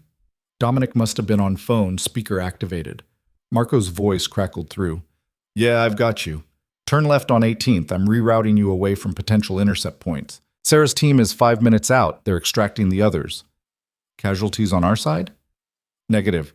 Everyone's accounted for. But Dominic, Marco's voice shifted, became more urgent. We've got a problem. I just pulled traffic camera footage from the explosion. There were 4 men total, 2 you engaged, 2 who never entered the building. Where are they? That's the problem. They disappeared. No visual after they left their vehicle. Lena felt cold wash through her. They weren't there for us. They were there to gather intelligence, see how we respond, how many people we deploy, what our protocols are. Dominic met her eyes in the rear-view mirror. Victor's still probing. Which means the real attack is still coming. She looked at Marcus, at his grandmother, at the blood and smoke and terror written across their faces. This was just the opening move. The safe house was a converted warehouse in a neighborhood Lena didn't recognize. Industrial, isolated, with clear sightlines in every direction. Sarah's team was already there with the other restaurant staff, 6 people total, all looking shell-shocked, some crying, all demanding answers. Chef Antoine saw Lena and grabbed her shoulders. What is this? What's happening? I'm sorry. The words felt inadequate. I got you all into this. There were people at the restaurant Tuesday night, dangerous people, and She saved a man's life, Dominic cut in smoothly. Those dangerous people decided anyone present that night is a liability. We're protecting you until the threat is neutralized. Protecting us? Antoine's voice rose. By blowing up buildings? The explosion wasn't us, Sullivan said. That was them. We got you out. One of the servers, young, barely 20, started crying harder. Marcus was getting his grandmother settled in a chair, his hands shaking. The whole scene was chaos, fear, normal people suddenly thrust into a world that operated on completely different rules. Lena felt the weight of it crushing down. Her choices had done this. Her decision to warn Dominic, to stay, to involve herself in something she didn't understand. And now 12 people were paying the price. Dominic's hand on her elbow, gentle but firm, steering her away from the group. Don't do that. Do what? Blame yourself. Victor Salazar did this, not you. I started it. You saved my life. There's a difference. He guided her to a quieter corner of the warehouse. I know what you're thinking, that you should have stayed silent, let me die, avoided all of this. But Victor would have found another excuse. Men like him always do. This isn't about you. It's about him needing to hurt me, and you just happen to be the convenient angle. That's not as comforting as you think it is. It's not meant to be comforting. It's meant to be true. He checked his phone, frowned. Sarah's team is reporting unusual activity at 3 other locations. Someone's running simultaneous operations. How many people does Victor have? More than we thought, which means he's been planning this longer than we thought. Dominic looked at the group of frightened restaurant workers. These people need to disappear for a while. New identities, new cities, financial support until it's safe to come back. Can you help with that? Help how? Talk to them. Explain what's happening. They trust you. If it comes from me, I'm just the scary man with guns. If it comes from you, I'm the reason they're here in the first place. You're also the reason they're alive. Dominic's voice was patient, but underneath she heard steel. I need you functional, Lena. Guilt is useless. Save it for later, after everyone's safe. He was right. She hated that he was right. Lena spent the next hour talking to each person individually, explaining what she could, apologizing for what she couldn't. Most were terrified but willing to cooperate. A few were angry, at her, at Dominic, at the universe. She let them be angry. It was better than the alternative. Marcus was the last one. He sat with his grandmother, both of them drinking tea that Margaret had somehow materialized, looking exhausted. I always wondered about you, he said when Lena approached. You were too smart to be just a waitress. I figured you were writing a book or something. Turns out you're just catastrophically unlucky. That's one way to put it. The man you saved, Dominic. What is he? Lena considered lying, decided against it. Exactly what you think he is. And you're what, working for him now? I don't know what I'm doing. I'm just trying to keep people alive. She sat down across from him. I'm sorry, Marcus, for all of it. Yeah, well, turns out getting blown up makes for a good story, assuming I live to tell it. He tried to smile, failed. My abuela wants to know if she'll be able to get her orchids. We'll make sure she gets them, I promise. The old woman patted Lena's hand. You're a good girl, stupid maybe, but good. That's fair. Dawn was breaking for real now, pink and gold light streaming through the warehouse's high windows. Lena felt like she'd been awake for a week. Her body ached, her head throbbed, and somewhere under the exhaustion was a scream building that she couldn't let out yet. Dominic found her standing by one of the windows, watching the sun come up. Marco's running the numbers. Best guess is Victor deployed 20 people in tonight's operations. That's significant resources for what was essentially a harassment campaign. He's proving a point, Lena said, showing he can reach anywhere, hurt anyone connected to you. It's psychological warfare. Which means he's building to something bigger. These aren't the real attacks. They're softening you up, making you reactive, forcing you to spread resources thin. She turned from the window. He wants you off balance when the real move comes. What's the real move? I don't know yet, but it's coming soon, probably within the next 24 hours. Lena felt the analysis clicking into place, that same clarity she'd found profiling Victor in the conference room. He's operating on a timeline. Something's forcing his hand, making him rush. If we can figure out what that is... Her phone buzzed. Except she still didn't have a phone. Dominic pulled out his own phone, looked at the screen, and went very still. What is it? He handed her the phone without a word. The message was simple. A photo of Ashley leaving her apartment building that morning, coffee in hand, completely unaware she was being photographed. And underneath, a single line of text. Your turn. Aurelius. Noon. Come alone, or the sister dies. Lena stared at the screen, her brain refusing to process what she was seeing. Victor had Ashley. Or he could get to Ashley anytime he wanted. The message was clear. That's not happening, Dominic said quietly. You're not going. He has my sister. He has surveillance on your sister. There's a difference. Not to me. Lena looked at him. This is what I predicted. He pivoted to leverage. Ashley's the leverage. If I don't show up, if you do show up, you die. And probably Ashley too, just to make a point. Dominic took his phone back. This is bait. Victor wants you out in the open, wants to draw me into a confrontation on his terms. We don't take that deal. Then what do? We change the terms. He was already walking toward the tactical area where Sarah and Sullivan were coordinating security. Get me Marco on the line, And pull up everything we have on Aurelius, structural plans, access points, sight lines, everything. We've got 5 hours to turn a trap around.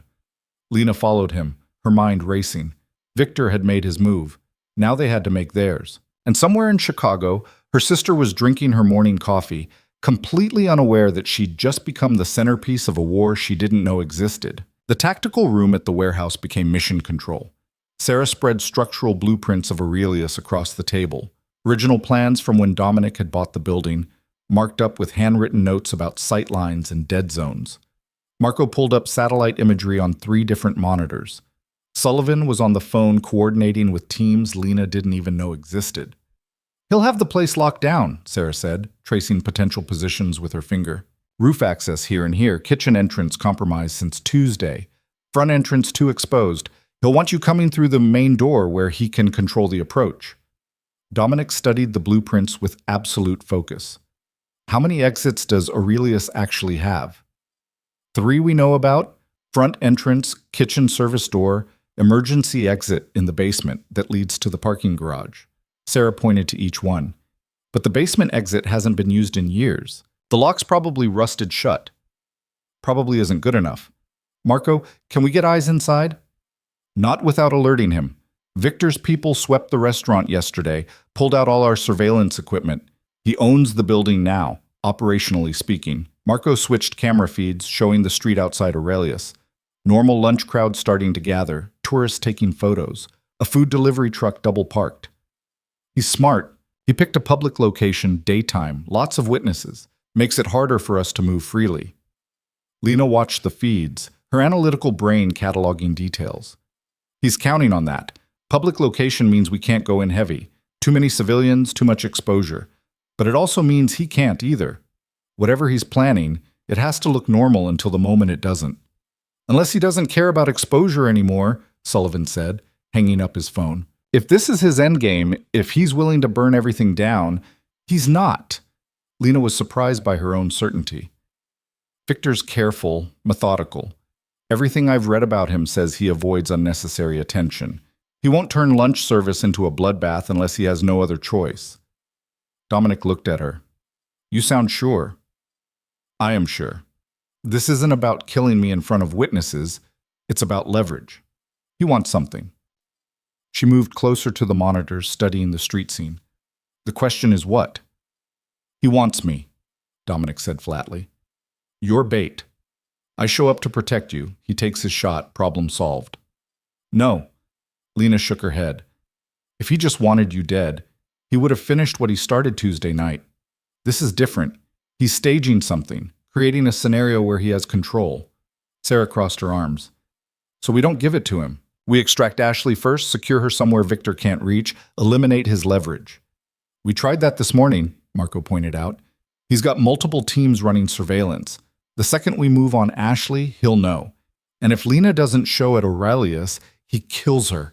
Lena's voice was steady, even though her insides were liquid terror. "Or hurts her badly enough to make his point. Either way, Ashley pays the price for my choices." The room fell quiet. On the monitors, lunch service continued. Normal people having normal meals, completely unaware that the restaurant where they were eating pasta had been a war zone 72 hours ago. Dominic's phone buzzed. He checked it, and something shifted in his expression. "Marco, trace this." He handed the phone to Marco, who plugged it into his laptop.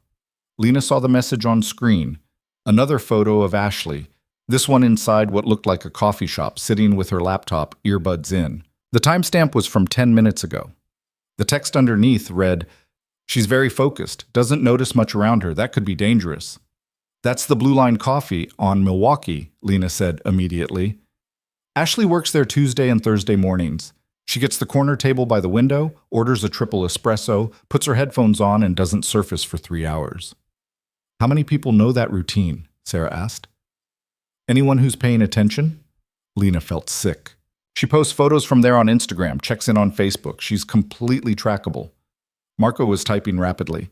"I've got the coffee shop's security feed, hacked in 30 seconds ago. Ashley's there now, exactly where the photo shows. And there's a man 2 tables over who's been watching her for the past hour." The security feed appeared on one of the monitors. Grainy but clear enough. Ashley in her usual spot, typing away, oblivious. And 2 tables over, a man in his 40s reading a newspaper, glancing up every few minutes in her direction. "That's one of Victor's people," Sullivan said. "I recognize him from the raid footage. Mid-level enforcer, usually handles collections." "So Victor has someone on Ashley right now." Dominic's voice was controlled, but Lena heard the edge underneath. "Close enough to hurt her the second Lena doesn't show at Aurelius." "We could take him out," Sarah suggested. "Clean extraction, no witnesses. And whoever's watching him, because you know there's someone watching him, makes a call. Then what? Victor escalates, sends more people, hurts Ashley just to prove he can." Dominic shook his head. "We can't solve this with violence, not yet." Lena stared at her sister's face on the monitor. Ashley looked so young, so completely unprepared for the danger, sitting 6 feet away. Their parents had died in a car accident when Lena was 19 and Ashley was 17. Lena had raised her, put her through design school, made sure she had a life that was stable and safe. And now that safety was an illusion that could shatter any second. "I have to go," Lena said. "To Aurelius. It's the only move that keeps Ashley safe. It's the move that gets you killed. Maybe, but maybe not. Victor wants something. If I can figure out what that is, if I can give it to him, you can't negotiate with people like him." Dominic's tone was final. "I've been doing this for 15 years. Victor Salazar doesn't negotiate. He takes." "Then what do you suggest?" Lena turned to face him fully. "Because sitting here doing nothing while my sister has a gun pointed at her from 6 feet away isn't an option I can live with." The silence stretched. Sarah and Sullivan exchanged looks. Marco kept his eyes on his screens. Finally, Dominic spoke. "There's a third option. Dangerous, low probability of success, but it's something." "I'm listening." We split his attention. "You go to Aurelius, not alone, but looking alone. Wire you up, put a tracker on you, have teams positioned in overlapping perimeter. Meanwhile, we move on Ashley simultaneously. Fast extraction, multiple vehicles, confusion, and misdirection. By the time Victor realizes what's happening, Ashley's secure and you're in play." "In play as what? Bait?" "As my representative, you walk in there, you tell Victor I'm willing to talk. Arrange a meet. Buy us time to position properly." Dominic gestured to the blueprints. "Aurelius has advantages for us too. I own the building. I know every entrance, every weak point, every place to hide an asset. Victor thinks he's chosen the battlefield, but he's actually walked into mine." Sarah was already shaking her head. "This is too complicated. Too many moving parts. One thing goes wrong." "Everything goes wrong," Sullivan finished. "Yeah, I know, but it might be our best shot." Marco pulled up a timeline on his screen. "Okay, let's wargame this. Lena arrives at Aurelius at noon. That's 4 hours from now. We need 2 hours minimum to position teams properly, which gives us 2 hours to extract Ashley and get her somewhere secure." "Where can we take her that Victor can't reach?" Lena asked. "Out of state, private airfield, chartered flight, secure location in Michigan or Wisconsin. We've got safe houses in both." Dominic was already moving, pulling out his phone, making calls. "But we can't tell Ashley what's happening. The second she knows she's in danger, her behavior changes. The watcher notices. Game over. So we kidnap my sister. We extract her for her own protection. Semantics, but important ones." Lena looked at Ashley on the monitor again. Her sister was laughing at something on her screen, completely at ease, living her life. "She's going to hate me for this." "She'll hate you alive," Sarah said. "That's better than the alternative." The next 2 hours were controlled chaos.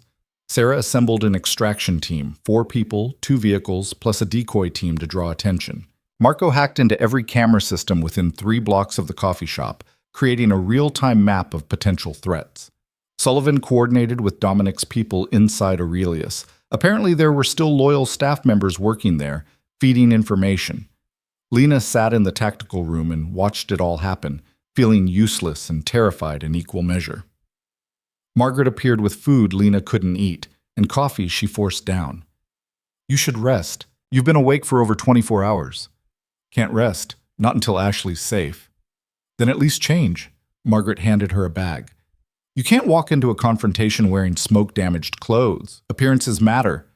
The bag contained clean jeans, a fitted black shirt, boots with good tread, practical clothes for whatever came next.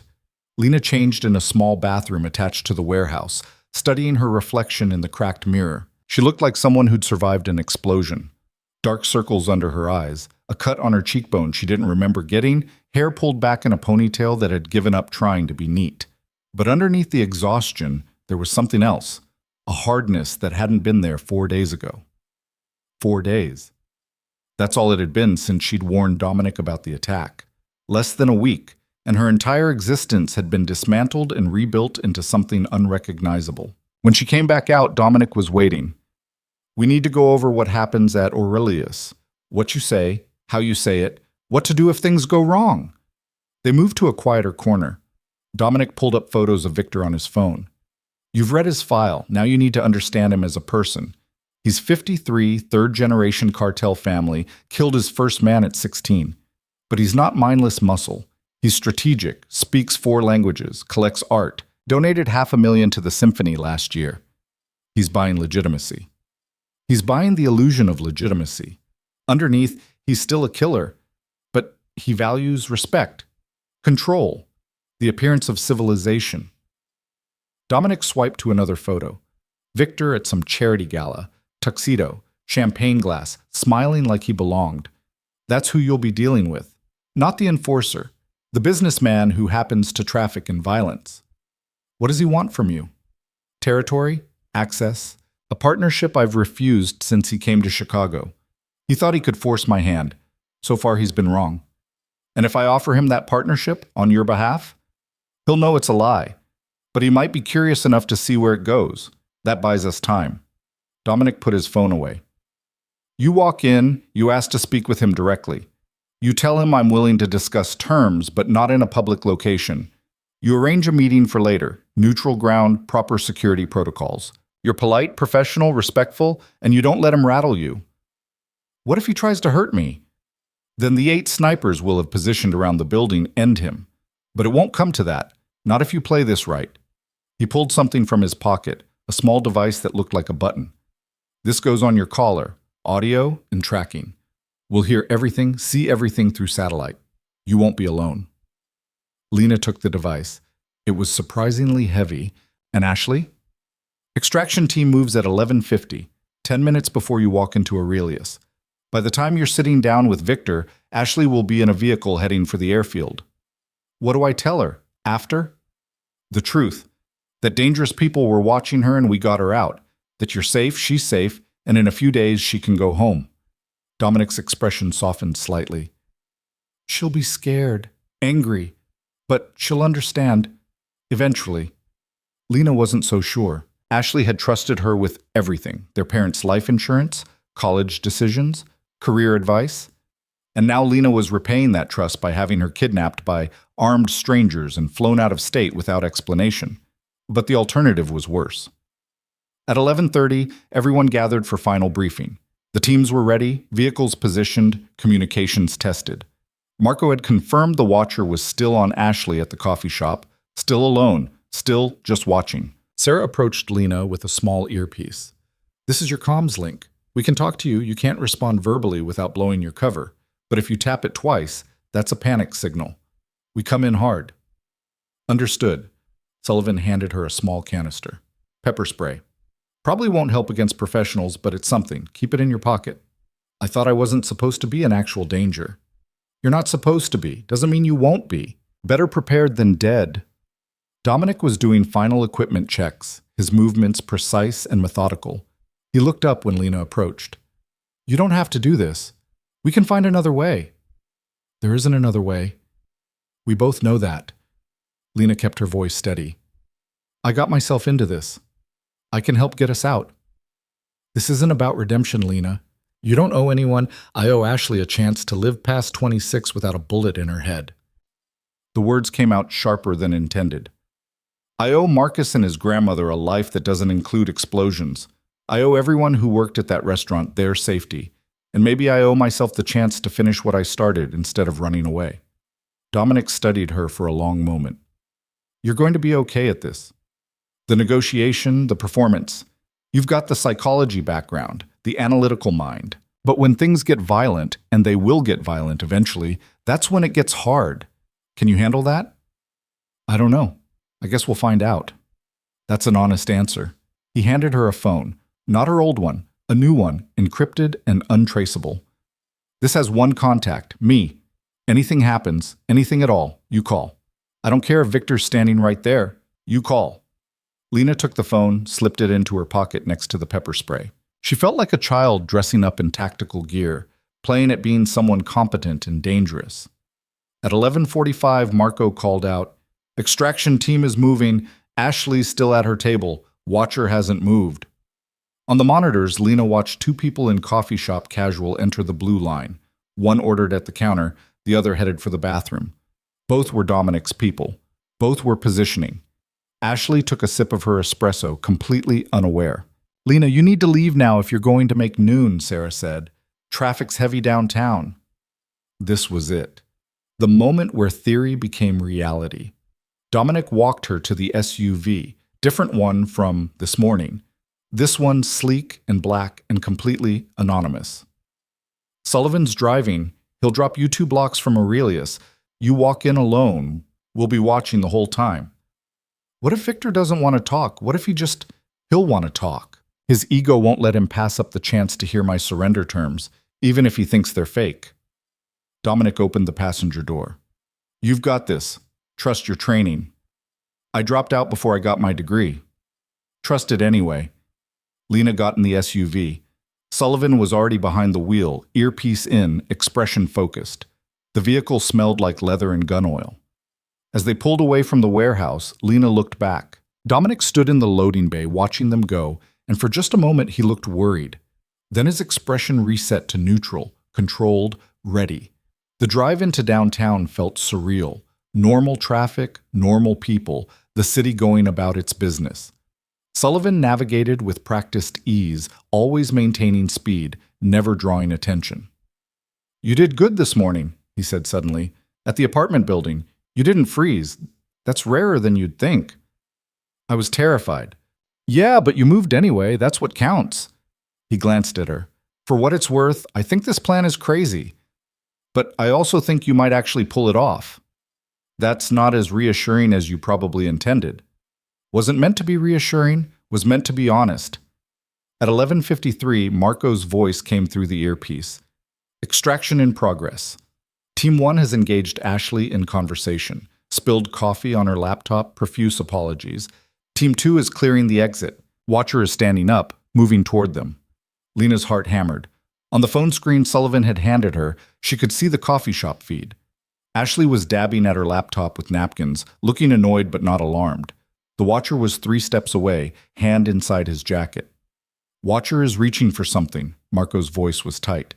"Team 3, intercept now." A third person appeared in frame. Large man, moved fast, got between the Watcher and Ashley. Collision looked accidental. Both men went down. Chaos erupted. Ashley looked up, confused. "Go, go, go," Marco said. "Get her out."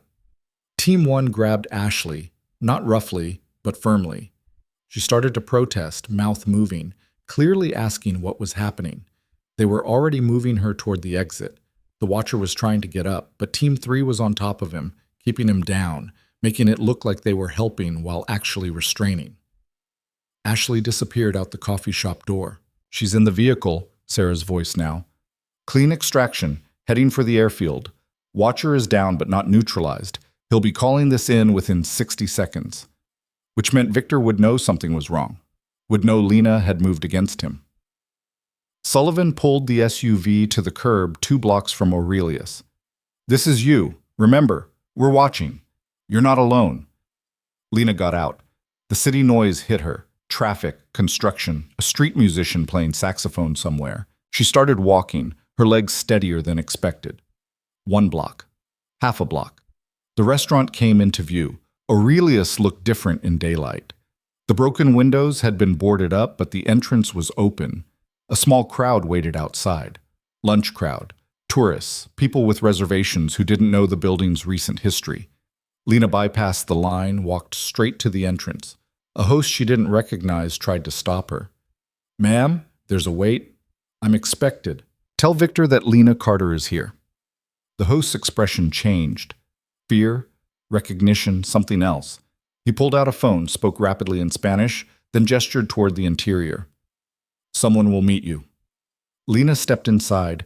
The dining room was open for service, nearly full, completely normal except for the boarded windows.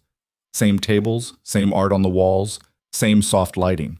Like Tuesday night had never happened. A man approached, not Victor. Mid-30s, expensive suit, dead eyes. This way. He led her through the dining room toward the kitchen. Lena's skin crawled. This was where it had started, where she'd warned Dominic, where everything had gone sideways. Going back felt like stepping into a nightmare. The kitchen was empty, cleaned, reset, all evidence of violence scrubbed away. But Lena could still see it, the blood, the bodies, the chaos. They went through the kitchen to a door Lena had never noticed before. Stairs leading down. The basement. Every instinct screamed, run, but Lena made herself follow. The basement was finished, modern, completely at odds with the restaurant above.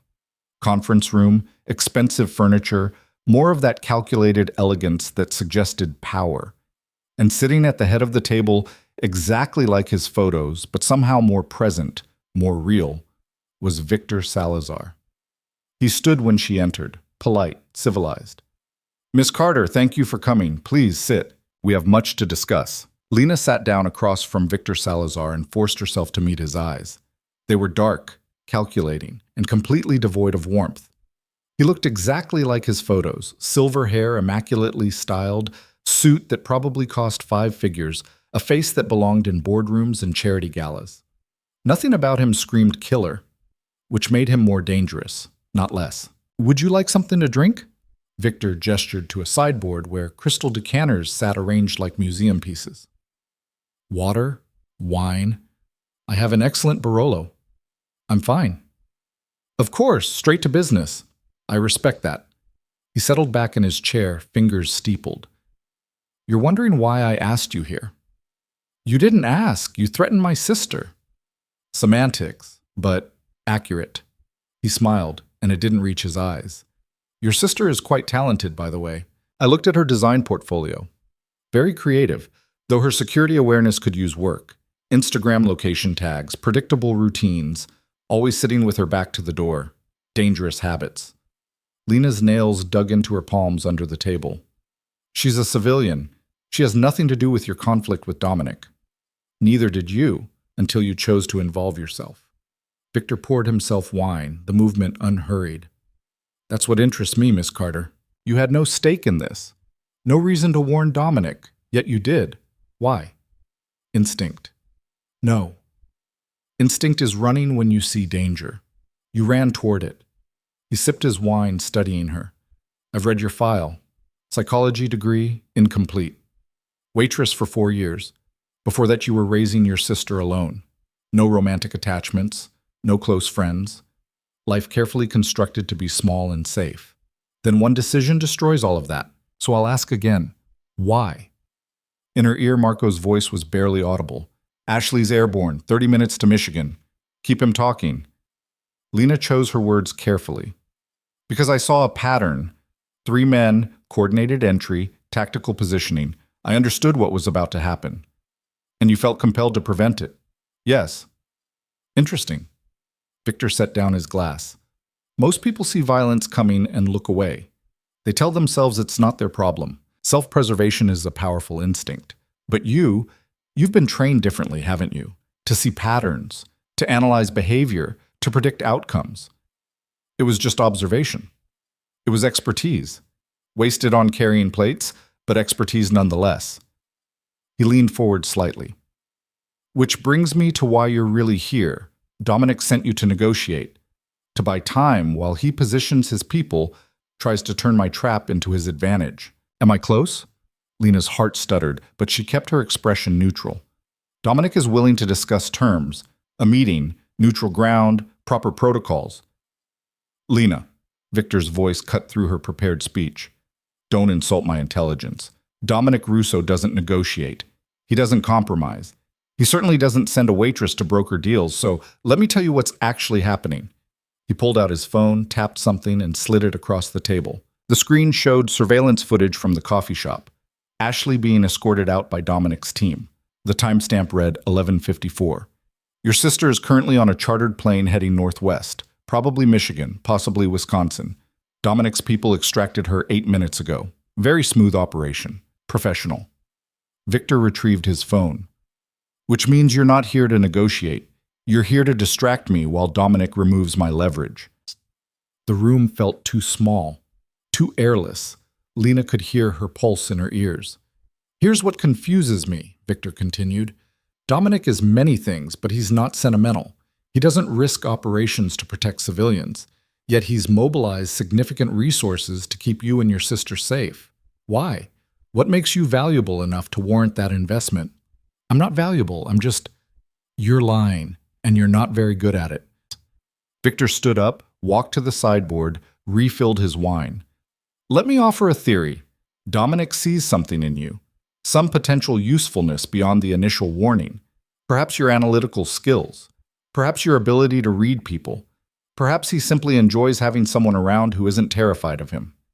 He turned back to face her. Whatever the reason, he's protecting you, which makes you leverage after all, just not in the way I initially calculated. In inner ear, Lena, we've got a problem. Victor's people are moving. 3 vehicles, armed personnel, heading for the building. ETA 4 minutes. Victor must have seen something change in her expression because he smiled. Ah, you're receiving information. The tracking device on your collar, I assume. Or perhaps the earpiece. Dominic does like his technology. He pulled out his phone again, pressed something, and suddenly Lena's earpiece erupted in static, then went dead. Jammer, Victor explained. Local radius only, but effective. Now we can talk privately. Lena's hand moved toward her pocket where the phone was, but Victor shook his head. Don't. The man behind you has a gun pointed at your spine. You won't make the call before he fires. Lena hadn't heard anyone enter, but she believed him. Every instinct screamed that she was trapped. What do you want? Her voice came out steadier than she expected. Finally, the right question. Victor sat back down. I want what I've always wanted. Partnership with Dominic. Access to his distribution networks. His political connections. His infrastructure. He's built something impressive over 15 years. I've built something equally impressive. Together, we could control the entire Midwest corridor. He's already refused that. Because he doesn't trust me. Understandable. I wouldn't trust me either. Victor's smile was genuine this time, amused by his own observation. But perhaps he'll trust you. After you've worked with him, proven yourself useful, become someone whose opinion he values. You could be the bridge. I've known him for less than a week. And in that week, you've upended his entire operation, made him reactive, forced him to spread resources thin protecting civilians. That's more influence than most people in his organization achieve in years. Victor leaned forward. I'm offering you a role, Miss Carter, not as pawn, as player. You help facilitate a partnership between Dominic and myself, and I guarantee your safety, your sister's safety, and a very generous compensation package. You're asking me to betray him. I'm asking you to save his life, because if this war continues, one of us dies. Probably him, but possibly both of us. Definitely you, caught in the crossfire. His expression hardened. This is the only offer I make. Accept it now or I send my people upstairs to start killing lunch customers until Dominic comes out of whatever hole he's hiding in. The threat was delivered calmly, matter-of-factly. Lena believed every word. Her mind raced through options. The earpiece was dead. The phone in her pocket was useless with a gun at her back. Dominic's people were outside somewhere, but they couldn't get to her fast enough. She was alone, just like she'd been alone at 19. Parents dead, sister to raise, future imploding. Just like she'd been alone dropping out of school, taking the waitressing job, building a small safe life that had turned out to be an illusion. Except this time, she had information Victor didn't. I need to understand something first, Lena said. The shipment from Singapore. The one you needed that Dominic acquired. What was in it? Victor raised an eyebrow. That's what you're curious about? Not how to save your life? If I'm going to broker a partnership, I need to know what you're fighting over. Otherwise, I can't position it properly. A pause. Then Victor laughed, genuinely amused. You're remarkable. Gun at your back, minutes from execution, and you're still analyzing. He considered her question. The shipment contained pharmaceutical precursors. very specific chemicals that are difficult to acquire legally. Dominic intercepted it to disrupt my supply chain. Simple territorial maneuver. Which means you need a new supplier. I have other suppliers. The Singapore route was just more efficient. But rebuilding that efficiency takes time. Months, probably. Which is why you're escalating now instead of waiting. Lena felt the pieces clicking together. You're operating on a deadline. Someone above you in the supply chain is pressuring you to deliver. If you don't, you're very perceptive. You need Dominic's infrastructure because you can't rebuild your own fast enough. This isn't about partnership. It's about survival. Lena met his eyes. Your own people are starting to question your capability. The failed hit at the restaurant, the botched building explosion. Every operation that doesn't eliminate Dominic makes you look weaker. That's the real deadline. Not external pressure. Internal collapse.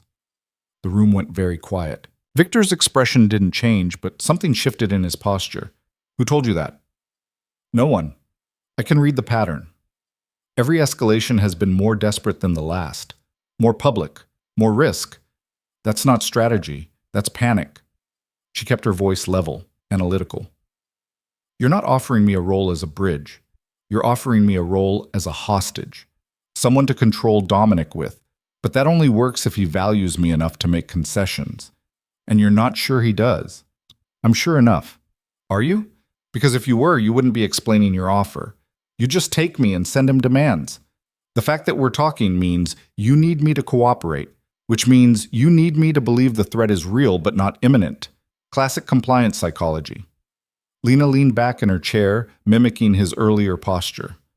I've read your file too, Victor. Every operation, every conflict, every negotiation. You're careful, methodical, patient. But patience takes time you don't have. So you're improvising, and improvisation makes people sloppy. The gun pressed harder against Lena's spine. She forced herself not to react. Victor studied her for a long moment. What would you do? In my position? End the war. Not with partnership. Dominic will never trust you enough for that to work. End it with withdrawal. Pull back, consolidate your existing territory, rebuild your supply chain through different routes, cut your losses before they become catastrophic. That's defeat. That's survival. There's a difference. And you think Dominic would accept that? Let me just walk away? If the alternative is continued conflict that costs him resources and attention, yes, Dominic's practical. Give him a win that doesn't require more fighting, and he'll take it. Victor was quiet for a moment. Then he pulled out his phone and made a call. He spoke in rapid Spanish, too fast for Lena to follow, but the tone was clear. Orders, changing plans. He hung up and looked at her. I just recalled my teams. No civilian casualties today. You've made an interesting argument. Does that mean you're accepting the withdrawal option? It means I'm considering it. But first, I need proof that Dominic values you enough to honor a ceasefire. He stood up. So you're going to call him, right now. And you're going to tell him that I'm willing to end this, but only if he meets me face to face. Neutral ground. No weapons. Just conversation. He won't agree to that. Then people start dying. Your choice. The gun pulled away from Lena's spine. She heard footsteps, the guard retreating but staying close. Victor slid a phone across the table. Not her phone. His. Call him. Lena picked up the phone with shaking hands. She knew Dominic's number. Marco had made her memorize it along with half a dozen other emergency contacts. She dialed, hands steadier than they should be. It rang twice. Then, who is this? Dominic's voice, sharp and controlled. It's me, Lena said. Victor wants to meet, face to face, says he's willing to end this. A pause. Are you hurt? No, but he's serious. He's pulling his teams back right now. No more civilian targets. Lena, don't trust. I'm not trusting anything. I'm telling you what he's offering. Meeting, neutral ground, no weapons. You and him, working out terms. She looked at Victor. Where? The restaurant. Tonight. 8 p.m. Just the two of us. Aurelius, 8 tonight, Lena repeated into the phone. He says just you two. Dominic's voice was tight. Put him on. Victor took the phone. Dominic. Good to finally speak directly. He listened for a moment, then smiled. No, she's not under duress. Well, no more than the situation warrants. She's quite composed, actually. You've chosen well. Another pause. Tonight, 8 p.m. If you bring anyone, I'll know. If I bring anyone, you'll know. We sit down like civilized people and find a solution that doesn't involve more bodies. Agreed? Lena couldn't hear Dominic's response, but Victor's expression suggested agreement. Excellent.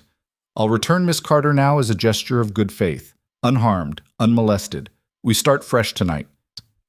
He ended the call and slid the phone back across the table. You're free to go. Just like that?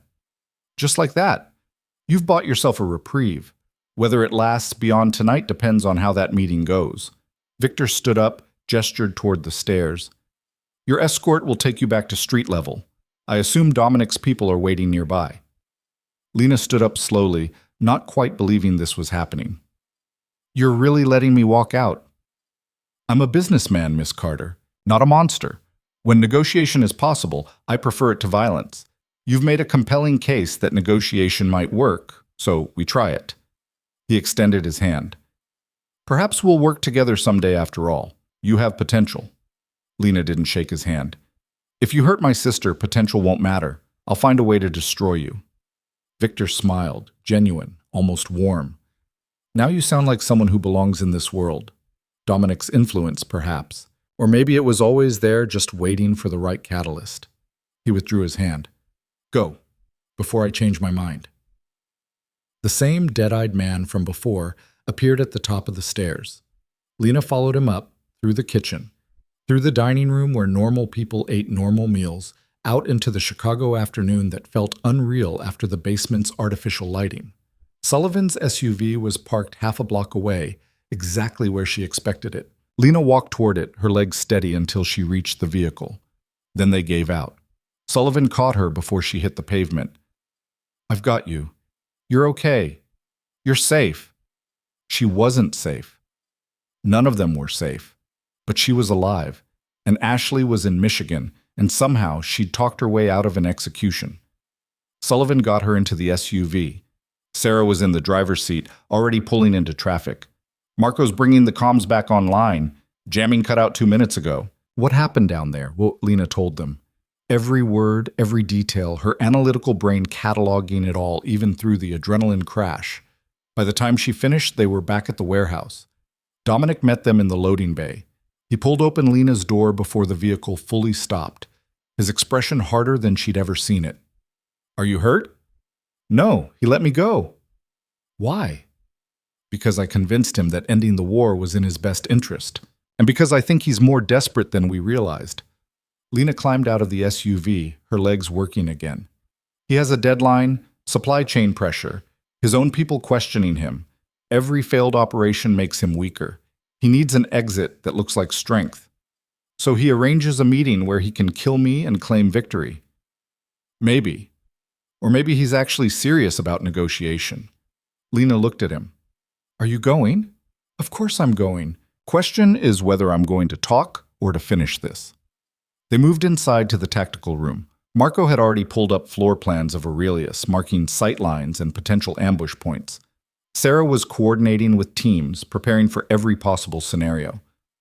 He'll have people positioned, Sarah said. Roof surrounding buildings, inside the restaurant itself. Even if he comes alone to the table, he'll have backup. So will I. Dominic studied the plans. But Lena's right about one thing. Victor's operating from weakness. He wouldn't have let her go otherwise. That's leverage we can use. Or it's a trap, Sullivan pointed out.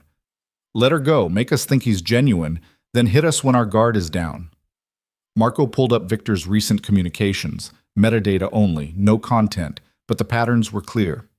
He's been in contact with someone in Guadalajara.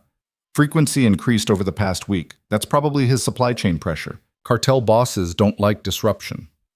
So he needs to show them he's handled the Chicago problem, Lena said, either through partnership or elimination. Tonight gives him that opportunity either way. Dominic looked at her. You understand you can't be anywhere near this. You've done enough, more than enough. I know. Ashley's secure in Michigan. You should join her. Stay there until this is over. Is that an order? It's a strong suggestion from someone who doesn't want you getting killed. Lena met his eyes. I'm not running to Michigan while you walk into a meeting that might be an execution. I'm the one who set this up. You should be safe. That's what you should be. Dominic's voice was firm, but not unkind. You've given us intelligence, analysis, perspective we wouldn't have had otherwise, but the violence that comes next, that's not your world. Not yet. Maybe not ever. Not yet implies eventually. Does it? He almost smiled. Maybe it does. But tonight, you sit this one out. That's not negotiable. Lena wanted to argue, wanted to insist she'd earned a place at the table, or at least in the tactical planning. But looking at Dominic's face, at the certainty there, the controlled readiness for whatever came next, she understood. This was his world, his expertise, and trying to insert herself into it would just create another liability he'd have to protect. Okay, she said. I'll stay here with Marco, monitor from a distance. Thank you. The next 6 hours were preparation. Dominic and his team went over every possible scenario: ambush, negotiation, sudden violence, extraction. They argued about protocols, debated approaches, tested equipment. Lena watched it all from the sidelines, feeling useless again. Around 6 p.m., Margaret appeared with food. Lena tried to eat and managed maybe half. Her stomach was too tight, her mind too active. He'll be fine, Margaret said quietly, setting down coffee. I've worked for Mr. Russo for 14 years. I've seen him walk into worse situations than this. Did he always walk out? Obviously. He's still here, isn't he? Margaret's expression softened slightly. He knows what he's doing, Miss Carter, and he has people watching his back. That's more than most in his position can say. At 7:30, Dominic emerged from the tactical room wearing different clothes, dark slacks, black shirt, no jacket, despite the evening chill. Nothing that could hide weapons, making it clear he was honoring the terms. But Lena knew he wouldn't be truly unarmed. None of them would be that naive. Marco will keep you updated, Dominic said. If anything happens, nothing's going to happen. If anything happens, he continued, Sullivan knows the protocols. He'll get you and Ashley somewhere Victor can't reach. False identities, offshore accounts, everything you'd need to disappear. I don't want to disappear. But you could if you needed to. That matters. He looked at her for a long moment. You did well today. Better than well.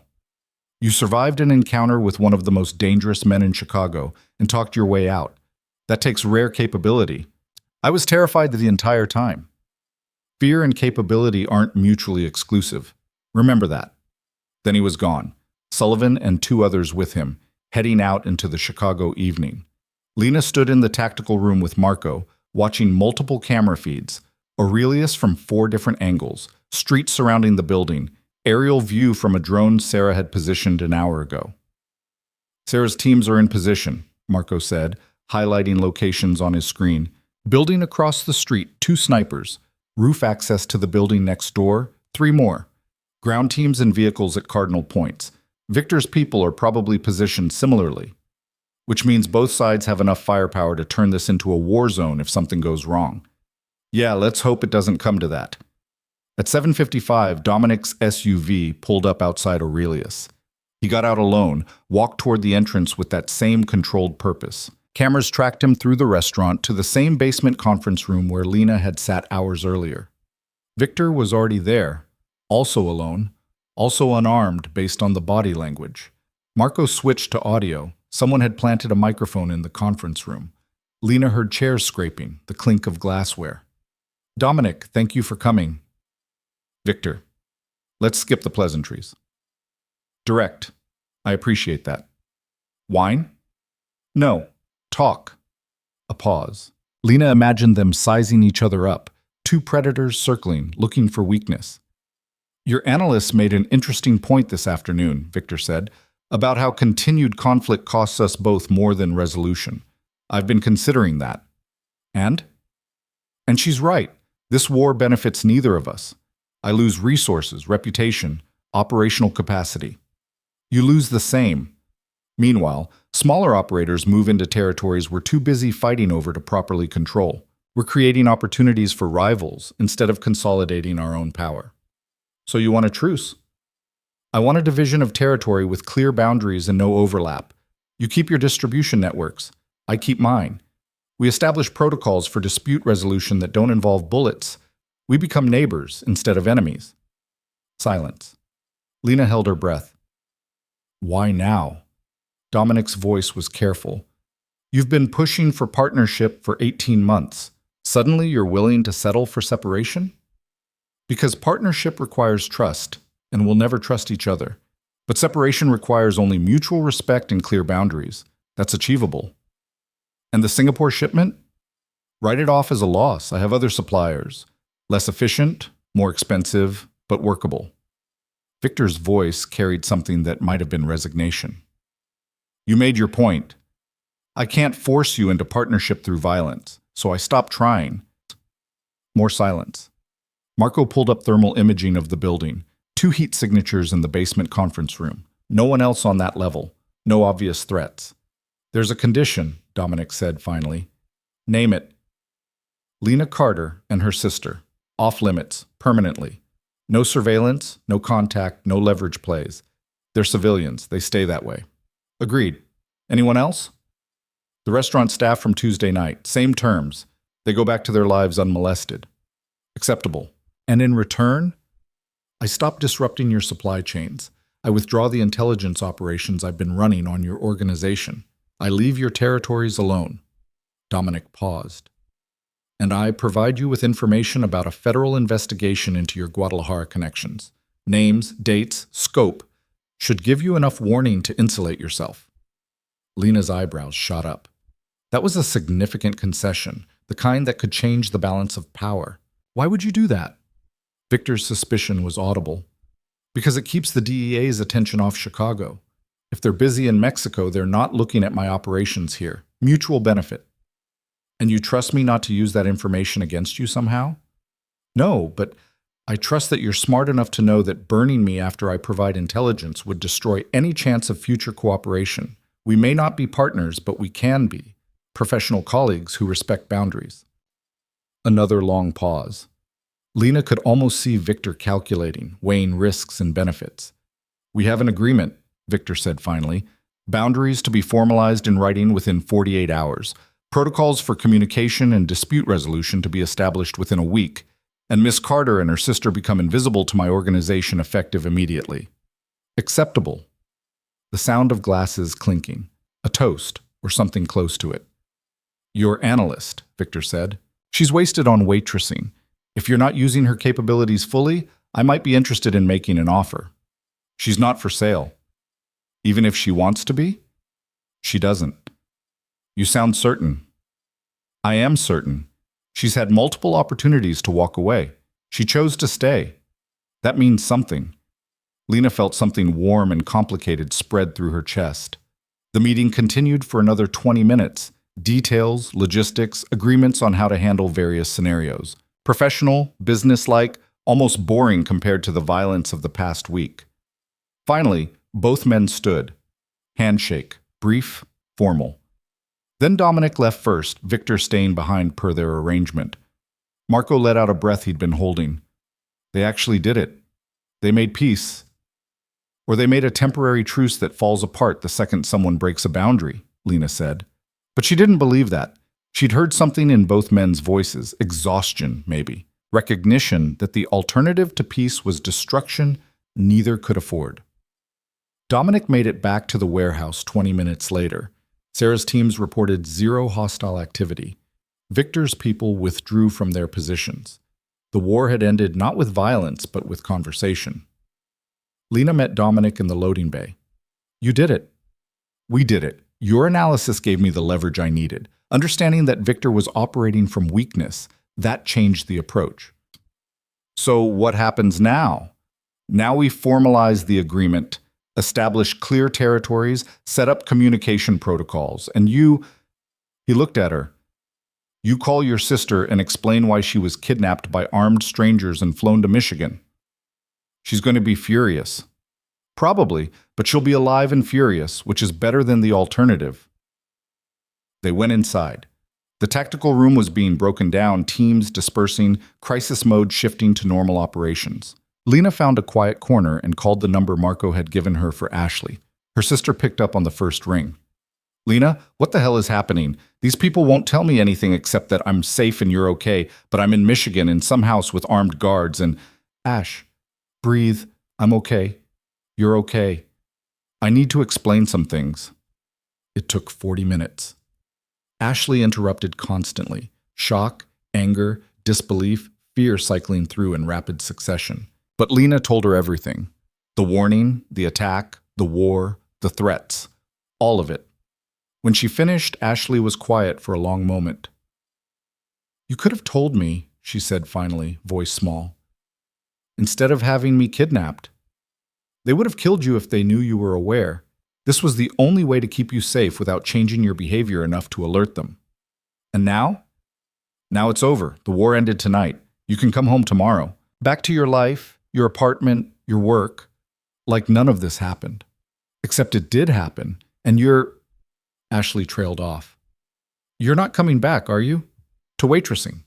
To our old life. Lena looked around the warehouse, at the monitors, the tactical equipment, the people who moved through violence like it was routine, at Dominic across the room, coordinating with his team, competent and controlled. I don't know, she said honestly.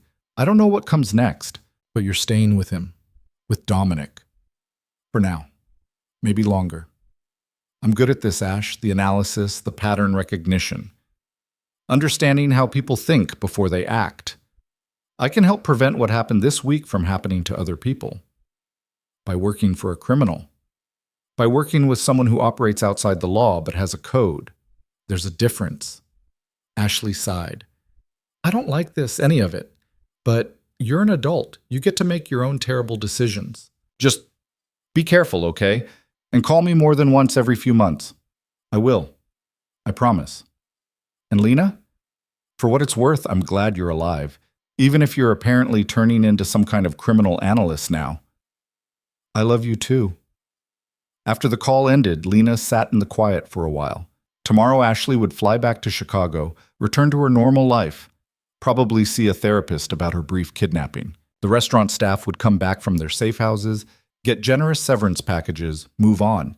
Everything would return to normal for everyone except Lena. Dominic found her an hour later. How'd it go with your sister? About as well as could be expected. She thinks I've lost my mind. Have you? Probably. Lena stood up, her body finally catching up with the exhaustion. What happens to me now? Do I go back to the lake house? Stay here? Get relocated somewhere new?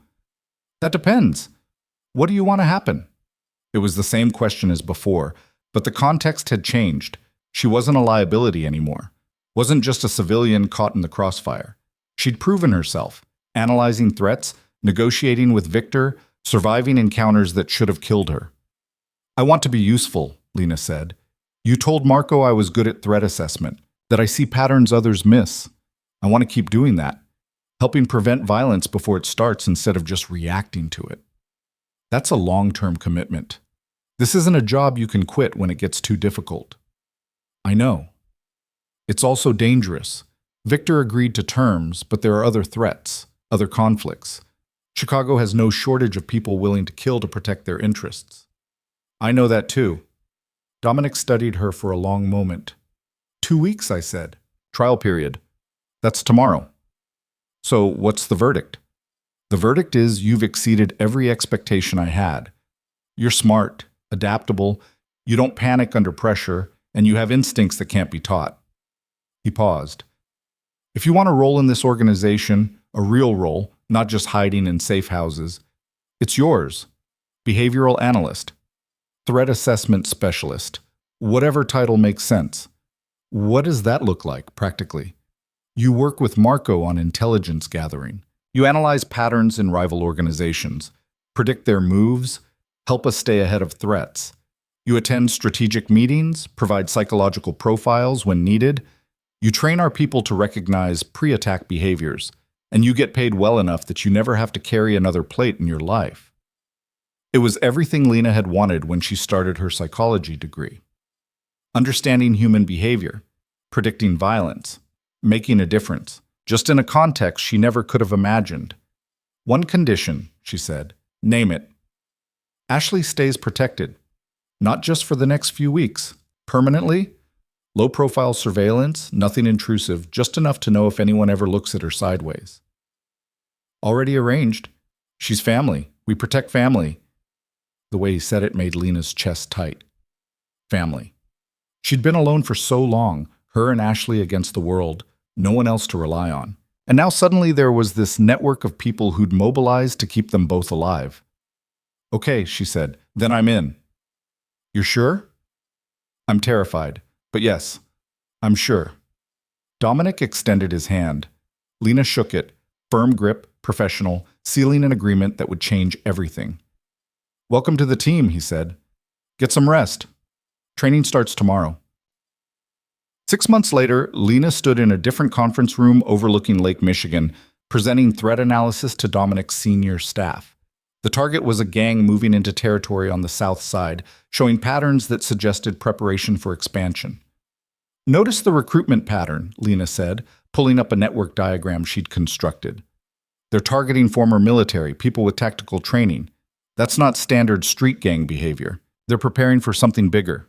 Sarah, who'd gone from skeptical to grudgingly respectful over the past months, leaned forward. Timeline? 3 weeks? Maybe 4. They're still in acquisition phase. Once they hit critical mass of trained personnel, they'll move. Recommendations? Pressure their supply chain, make expansion expensive enough that they reconsider, or offer them a deal, clear boundaries, no overlap with our territories, mutual non-aggression. Same framework we used with Victor. Marco nodded. That could work? They're not ideological, just opportunistic. Give them a path that doesn't require fighting us, they'll probably take it. The meeting continued for another hour. When it ended, Dominic pulled Lena aside. Good work. Your prediction model on the West Side situation last month was accurate down to the day. Thank you. I'm increasing your operational budget. You need more resources for intelligence gathering. Marco will coordinate with you on specifics. They'd settled into a rhythm over the months, professional, effective, with an undercurrent of something neither acknowledged directly. Lena had moved into the lake house permanently, had her own office, her own team. She'd rebuilt her relationship with Ashley, who still didn't love Lena's career choice but had accepted it. And she'd discovered something surprising. She was good at this, better than good. The skills she'd developed studying psychology translated perfectly to analyzing criminal organizations. Understanding motivation, predicting behavior, seeing patterns in chaos. Dinner tonight? Dominic asked. Margaret's making something Italian. You should come. It had become routine. Dinner together several times a week, usually just the two of them, talking about cases or books or nothing in particular. Easy, comfortable. I'll be there, Lena said. That evening, sitting across from Dominic at the same table where she'd first had dinner after being extracted from the restaurant, Lena looked back at how far she'd come, from waitress to analyst, from terrified civilian to competent operative, from small, safe life to something dangerous and complex and entirely her own. What are you thinking? Dominic asked. That 6 months ago, I was serving you Dover Sole and trying to decide if I could afford to fix my car's transmission. Now I'm running threat assessments on criminal organizations and living in a house on the lake. It's surreal. Regret it? Not even a little. And she meant it. The fear was still there, probably always would be. But underneath it was purpose, direction, the sense that she was doing something that mattered, using capabilities that would have atrophied carrying plates. Good, because I have a proposition. Another one? Different kind. Victor's been true to his agreement, but I'm getting intelligence that suggests instability in his organization. His Guadalajara connections are concerned about his expansion limitations. They might try to replace him with someone more aggressive, which would restart the war. Exactly. So I need someone to analyze the situation, figure out who might replace Victor, what their approach would be, whether we can work with them or need to prepare for conflict. That's a significant undertaking. It is, which is why I'm making you senior analyst. Your own team, direct access to all intelligence, authority to make strategic recommendations. Dominic set down his wine. You've earned it. Senior analyst, real authority, a team of her own, everything Lena had been building toward. I accept, she said. They finished dinner, moved to the sitting room overlooking the lake. Winter was coming, the water turning dark and choppy, waves hitting the shore with increasing force. Lena watched the patterns, chaos that followed rules if you knew how to read them. "Can I ask you something?" she said. "When you first brought me here, that first night, you already knew I'd be useful, didn't you? It wasn't just protection." Dominic was quiet for a moment. "I recognized something. The way you analyzed the attack pattern, the precision of your observation, the courage to act on incomplete information, those are rare qualities, worth protecting, worth developing. So you were recruiting me from the beginning.